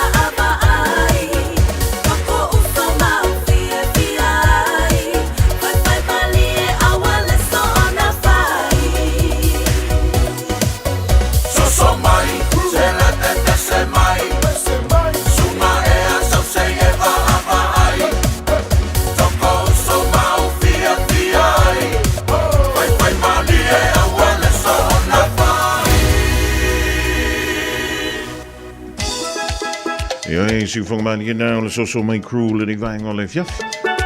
Ma le bese so mai. Ia be so an. Ia be so an tu. Be so iva. Le wa tala antu le leina. Ta sia se vai ngata wa te mana tu ai pe. Ia lo wola tu puai. Ia masi o tama. Le se vai ngata wa na te mana tu ai pe. Ia le lua mautanga masi o tama. Po o soifua mai o ia. Ia po o fa i langi le folang. Ia ta sia se vai ngatu le lo so fa tono le tantu se. Ia e faia le awauli. Ia po le fiafi fo le Australia so nei. O le tantu sauleda. Ia mo le sau tama. Faia le Samoa. Ai tanga va ai le se ina te malo ai. Ile tino i tupe ia fo e la fo i Samoa. Ile vantu ia o le tupe. Io ile ai se me va pena happen. E la fo sa o le tupe lo tama i Samoa. Ia po se si fo lo ai ngai Samoa. Ia ona mo antu ai le malau tusfa penga malimitia fo le radio sa. Wa vai le bang. Ia. Tolu fitu tasi lima i to tanto o le leina. Talofa. Talo fa la fionga se manu. Ma lole so i fua o mai le fia. Ia langi mama ia manuia lava me uma le lo pole tua. Oi fu le sua. Oi le sua. Wa so atia mai sala fa ia le. To atia. Au to atia.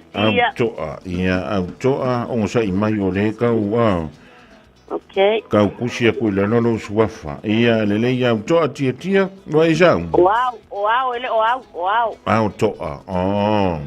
Bueno, foi ao le langi le te tolo ma au le to apeni ia nga. Io e mau ki ngoa ke fio mai ngata i vai. For sure, yeah. Lei, olea se mese tasi le ma faida ngalo ya te oe isi ile lua mautanga ma siutama. Ia se manu o siutama o fai langi le fo langa. Ma diela. Ayo o mai lava le taimile nei se manu. O tala monia. Ele ma fai ngalo ya kaika o lo tama. E fai langa ko nga fala ainga. Ia. Ia, wa fola au kai mako ngu kai le ai. Ai fai sima mau yu kale awala nga rue le me e makisa vali e maso kamai Ia. E o lo nga pula le fala. Ia. E ke vai se mangu e alu le ma solo fa mai. Tau do se wa finge kala yu la blava o nga inga talo le taun kao. E ka foi mai e ai. Wala pike ma o nga ka ko nga fala ia. Ai me amonia na se man. E vai ma ke o lo ka ia la langa ke va ku so kamala langa aku ke le ya. Ia nga madole ka lo le male amo. Ia o le amo langa ia e fa kumu lo le ma ako fala. Pui male ma amo. Ka so ama lo ka le ai ia o ke mua lai do mai mun ma so kamal ma ka so nga le amo. Ia ka so ma umala o ke le samu e le ma fa ngalo e uia nga wo fa ilangi pola. Ai pe wo fa le mango fuanga le mesa ko nga fala so kama wo fa mango fuanga pe o ke alwe. Que no foi uma pe release sai foi ngale expressa wika logo wa longo foi o que aya lo wika ia pe se menga ele ma foi ngale se o kama e fia ni fana tonga fala na ave fua ina manista ngatani yanto kele se humano oi e ku foi ngai mako kwa oi o fa fonga mai ni sol mato nu ia e ku foi ngai mako kwa oi pe ama mai ma ako fala masio kama ai ama mai foi e kau mai ngisi foi ngale le awala ia e ke ia foi mai ia kuralo kamo ia tau so ne mo ia ko vakule para le ko inga mas makua lele fa se la ko vai fa penga wingo ngi kama ngi inga ia o ke menga o ke le ma fa ngalo ia le foi la o va so ngila so kama ia o le la walu foi samu o ke le adu la sakama o ke alu beso fu ia o ke adu foi walu foi ma le mesa ele ma ko nga fala ma shoka mai o ke ngo fu ai ma o ma fa wa ia ia le fa tele to mo la fa so e manu tu pe ia shu tu a fo ia nga wenga le sa fa ia o te lo na na tele fo ia I fala tonga fala stoi alo vantu mo wil ne via ya leda ona wa yele tanto sui tasina ne le manga kasia yo ele lope ko no fo mo ma fo tu le talano me auto ya antono to fu tanto mal tal I se me vo yele me foi nga lo I utama ile nei foi venta ya sa ni sa mo fa ma tu ile sa utama ta tietato se I ka ko la ku ile sa utama ni New Zealand Australia Ia wa ala wale wanga umanga pasi la sa tamai oi Amerika Samoa Hawaii ma Amerika. Talova. Talova. Marosa fa. Ia langi mama ola la ku ka ngai foi. E va que vai Samoa no le fa kwa manga ko. Oi ka no fai. Yo que sa ngia le wa vela ni. Ei. Fala que ngia lo mo ko. Wo se fa finge ingale le isole. O Sam. Ia, Sam. Oi, wat vai, uri Sam? Sawa, ia. O fel piko ngule ko bra mi Sam. Oi, Papa kula, sone. Le piko ngunga sa le ia pe ko fa le ko nga e la kunga. Ia, yo le ma kwa si te ko le se ma wo sang yo wo le ko ile ko ni bisa ni. Va kai Sam pe wo si kai de wari nga ya oi. Le ya Antonio na wa isi la fi la se me se kasi le ma vena nga lo isi tu aya o Elisa fa time fa sili se ma o so kama wa fa ilangi so longa nga maliu le kasi vai vakas ta lo fai ia o ma ka ni ye nga lo ya so kama o sawa ia o le makwasa wa a o ngi fue a we o le mea ka o kuia o le amo fa o le amo la pala o le la me e sasa ya era ngai o me ke mingi se ma wele kai kai nga lo ya so kama o le ala se o nga o la no sasa nei na o nga le sasa to ina ya Elisa ya makwa ke le ya ma se ma ia o le ala na o nga o le ala se o nga pito silinta o ya ia sa le wo kilo ira fanga ia wo le fa ka ia la sa wa kama ia ia wo ke la mo fuera fanga upo ke o ke fa ko ngua mo fa ko le fiona pa ia le ia ola i mo sa va ni e sin ngalo le di ta lo fa wo le fa ia la ne sa fe lo kama mo sa wa me sa ma se ngai ka lo kama wa mo fo ngoi ko ia ka pele la ko inga e won ma aveni o ngale o ko li fongo ma pa ikara e ko inga wa e loro ia e ma kwa fu le ya o me nga o me ke ni so ma le ka inga lo so pa o longo winga la sasi oi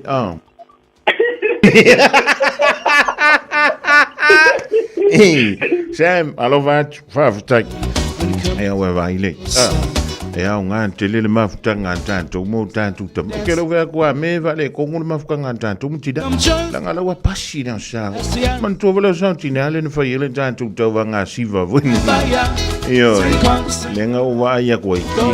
Ki ngā o la ko kuri a rai si siva mai. Ia ele anga e o lewa tātou i tūlanta i la sao tamai samu. Lo wawano, lafo lua se lau tāla New Zealand samu. Maua lau tusiva alupenga. Ia maua anto e malamu tia fola. Ke ia mo fua so le ai pa wale o la me fa. O lo vala au mata. Vala au muli o le tanto por clam de vai ngol via chalova. Alova ala. So i fua manuia o ai voe le suafa. Mai o Isaia o i fo fai u fo mo mole. O Isaia fai o Nicolao le amta. Nicolao ia o fere pito nu le te brau me Isaia. O Evan Day, sorry. O ha mai o ko ngi via. Ia, mangai ale li kau o le fupe o kau malulu mai au mangai ngi yaso. Neli, bo mana inu fala o ka mafo. O i fa koru le to ke. Ia, ele ia le fai mfa manga ko me ngai mai kai iskanga. O le ngalo ngai ngu fala. Ia. Ia utilo. Ia. Ai se ma fano lo ma tang mo to ani sa ya ya fa sai lo ate man ole ngo ole ko ma kan lo ko lo fa ya ma sai fa ngo ka foi ya ngi i kwa o ko penga fa penga mo ya ole me ko fa penga ai ole o yo ka manga lue ke le i ma ko fa ngo ya la ko ye ma ko ai ngai sa mo o sa ngalui fangua ngalui fo de sambi e ko ko le ko in ang pawa si mele la of ko fa ma poncho nge ya fi ole me ka o ke man ko in olo yo kama yo kinga ole kan me ka ma ile angelo il va bien il va bien no alulo male le fafangor ko inga la ngelo le din fatoni Maria ale kaya kula ka ku ilma ko ingam foi le fa o maima ya pela o ke manku o lo fa pele kalo kaya o ke manga ku isio ko mama ngayo makua be yo se me fango mako ai le yo foi la ongam se auraso yo o le kala kula ngo ke longa kering isio lungo le Hanga Paulo se point ka wa vaku. Ia o pe o le menga si o manko ma. O tanga ka lo ko lo famala. Anga le fi de mufo. Ia ngalo ngai o ngawinga. Ba dia kong fo si o manko nguma. Saya. O ka ko ngi le ka ngai ja ngir o nga la ke ko le fo mai ke mi ngai fa ile wa ngi lu ka. O le la vai fa o le ala le nga wa le ngo mankuanga o ke fa ia lo le angi lu ka ya. Ia. Eu ke manga kua pelo ko mamalo kinga pangu mai mako ai ngoi dava a kuinga ngo fonua ka ku ma ko ka me pu ba fo se fe ma fa pa o le kala kulele fa tele molo sound tanto por kana so ire idari o le ia tanto le ha tayen tu ya to sam ya ma insenya ya mole vala au mai le diva ngole fef ya o le tu no ile po ana nei le uso ya sa ya tonu mo foi foi lo wa no te vala mo yin fa mo no swafa o le a uli ya o le sprele a soni o le ona fa yele tanto si na pa wa le o me fa na lo vala mo ya ta mai yo como venga ka mo se me mo o ke pepe ro mai ma ko ai se le man yo la te fa longo tu foi le ma tanga tanto mo na yo tanto to ma ya amu ya foi lan to wa fa langi fo lango wo ma po tu mai tinga o le yo langa ele ma fa yo ngalo le ma fa yo ngalo ya la to ngal wenga ma la to mata fo yo ya pe ona ya tu tono le tanto ma tanga ya mo pe tanto ya le lo tu ten le no fo vala ya ma na yo tanto ta ma po tu a fo i wa fa i langi le fo langa o le moto iva miduta ni tale o le Julai ono tale ono ya tau a winantu ya tanto tala e vai whanua matala i talonga le ngana Peritania so il no fo e le uso ya sau se ulisa taimi o le poa ana ni wha tele mo i lanto i ana wala au mai a whai wa misi lau wala au toi tam whai mai le poa ana ni ya misi la so antoa Andrea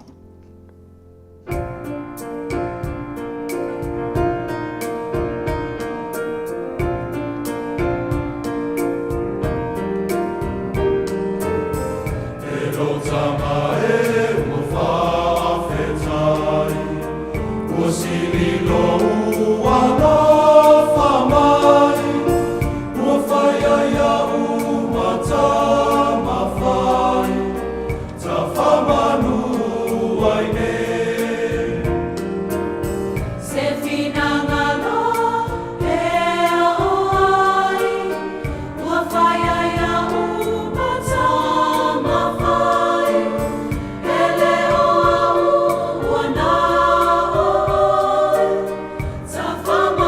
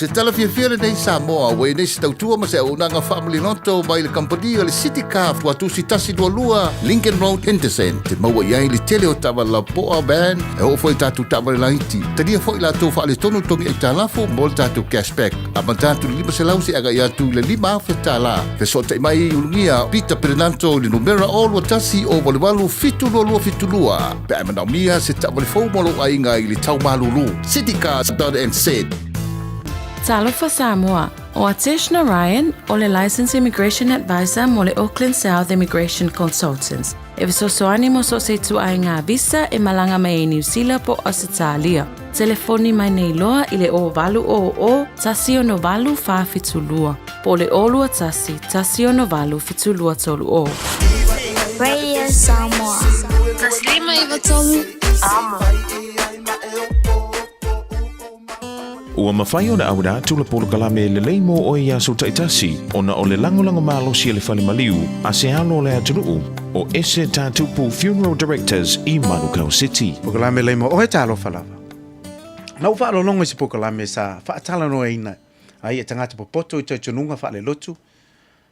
Mo le vaenga te tau ai tangata uma ona talia i so o se taitununga. Po o ai lava le atua o le atunuu ia e whetau i malana nganuu taitunu iai. E te tau ona talia lava.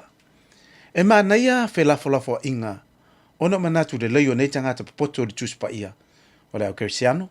E whapea, ona whaalia manatu popoto tai mai isi ta jonunga e whaasanga, i tusinga pa ia ala atu perfecta.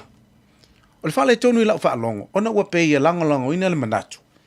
Whapea o le ingoa ala, e te tusa lava ma le suafa o iova le atua, o le au kersiano. Lona winga, wana o le ese lava ingoa. Ai o le atua lava e tasi lea e tapua i ai. Musalemi ma le au kerisiano. O lona winga o le isi swafo le atua o Yehova ala. O le upumoni, e le sa o le nei manatu. E le sa o le manatu lea. Wa o le ingoa ala, e afua mai le upu arapi, al ila. Lona winga, o le tama i atua. O le na langolangina malosi e Mohammed le perfeta. Na ama taina ta janunga fa isa lemu o Islam. O ala na fa angoi na ile tupua po o le atua maasina o le au musalemi. O le fa atusa. E fa pena fili mai el perfeta Mohammed le atua maasina lea mai le tou se lau wonus fulu jeans o genies idols po o tama i tupua. Na fili la na o le atua maasina lea ai whaaleanga umai Mohammed le isi tolu se lau lima sfulmaliva tamai tupua atua. Ma whaatuina i loa le whaatusa o le ata o le masina a whale masani o na vai i tato. Ile la mua meka lea ua avea nei ma lau mua tutu tonu o tantununga wha musalemi. Le masani o na whaata lau mai TV. E tele ina mari liu e tangata le lofi iai. Ia so e whaia la tu tapua inga. A waina nofo isi masoli isi tangata. O le nei le au kreusia noi. A tātou su e sua i suafo le tua i le tusipa ia. O nisi nei suafo Yehova le tua. Elohim, le tua e tasi lava ia. Al Shaddai, e sili lona ta mau a inga. Adonai, Master and Lord, le ali i sili ese. Jehovah Yahweh, le sili ese. Jehovah Jireh, le tua na te fuai. Jehovah Rophe, o le tua fa amalolonga. Jehovah Nisi, o le tātou fua po le tanga vai ua angiangia. Jehovah Shalom, o le file mu. Jehovah Magdesh, o le atua na te vai ese ina va faa ato atoa ina. Jehovah Zidgenu, o le paia, o le atua paia ma le atua mia tonu. Jehovah Roy, le leo ma moe le lei. Jehovah Shammah, o le tai au sili lona malosi. Gados, o le atua pa ia, the Holy God. Al Roy, o le atua e vaai mai. Yasha, Joshua, o le faa o le tanga. O le tele o suafa o lo o faa ingoina mo Yehova le atua. E le o tai tau manongi ifo iai le ingoa ala. O fetalai mai le atua, o hau nei le a lefa male o meka. O le upumoni, e le mawha tusa ina, le suafa ma malua Yehova le tua, ma le afa ma sina le tupua o tangata Musalemi o ala. Wa na o Yesu na toe tu maina ye ua oti, e ai Mohammed, Le la lava e pala ona po na iwi se tu lau whaafonganga. I lona tunga mau I Palestina. Ua na o Yesu e whaalaina ma ola I le tangata ngasala. Ia e talia o ia I lo loto le na yaso. Ma manatua e le lei mo oe. O le ese tatu pu funeral directors o se fale maliu Samoa o le tali foilea o taimi whengata o na o le malanga al maliu maleoti e mawhai foi o na lato awina atu ma awina mai tino maliu o e pele mai so o se atu nuo lalolangi mala auno le ese tatu pu funeral directors I le lua o na lua toru fitu o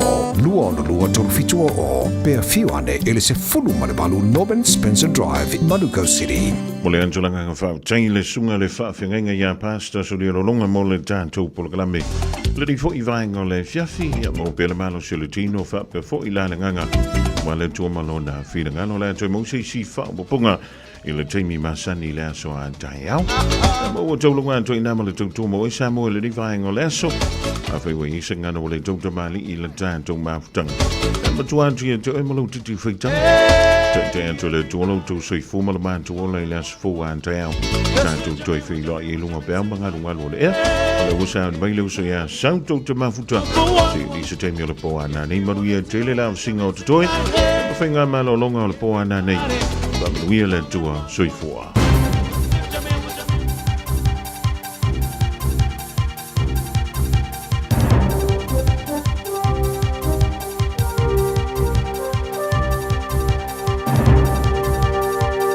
In this update, Kiwibank's chief economist says today's unemployment figures show firms are cutting workers' hours as well as jobs. Stats NZ figures show unemployment jumped to 4.6% in the June quarter. That's up from 4.4% the previous quarter. Jared Kerr says it's a good thing wage inflation's also rising, but this doesn't tell the full picture for workers. And if you ask them, are you working enough? They're saying, no, we want more hours. So the underutilisation rate rose. People are working, but they're just not getting the hours they want. Oranga Tamariki's scrapping contracts for 337 service providers in the coming financial year. It spent $577 million on 554 providers for 2024. Next year, that'll drop to at least $438 million to 480 providers. A spokesperson insists they're not cutting frontline services and reinvesting money where it's needed. A court has heard Philip Polkinghorne's police interview on day 8 of his trial. The Auckland eye doctor's accused of murdering his wife Pauline Hanna in 2021. He maintains she killed herself. Polkinghorne's dealings with other women have been detailed today. News Talk ZB's Chelsea Daniel says Polkinghorne appeared to jump from topic to topic in the police interview. Detailing things like the couple's beach house, an argument they'd had about staining there, the episode of New Amsterdam they'd watched the night before. Horowhenua Council is urging residents to still not consume the town water, although tests have come back showing it is safe. Locals were today issued an urgent notice telling them to only consume bottled or tank water, with high traces of lead detected in the town's supply. It's tested more today and found safe levels in the pipes, but Community Infrastructure Group Manager Daniel Hay says they'll do more rigorous testing. That's news. In sport, one of New Zealand's best hopes in Paris begins his bid for Olympic gold tonight.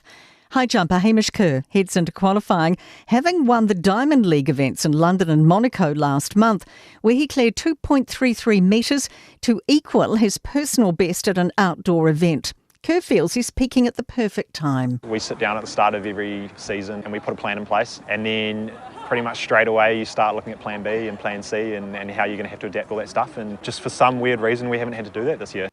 Also in action tonight, javelin thrower Tori Peters and 800-metre runner James Preston. And after starting her campaign with heats wins in the K2 and K4 500 heats, Dame Lisa Carrington races in the K1 500 heats. So too New Zealand's other contender in the class, Amy Fisher. And that's sport. I'm Raylene Ramsey. Radio Samoa. Taslima Ivatolu. Amo. Party rock. Yeah. Shake that. DJ. Every day I'm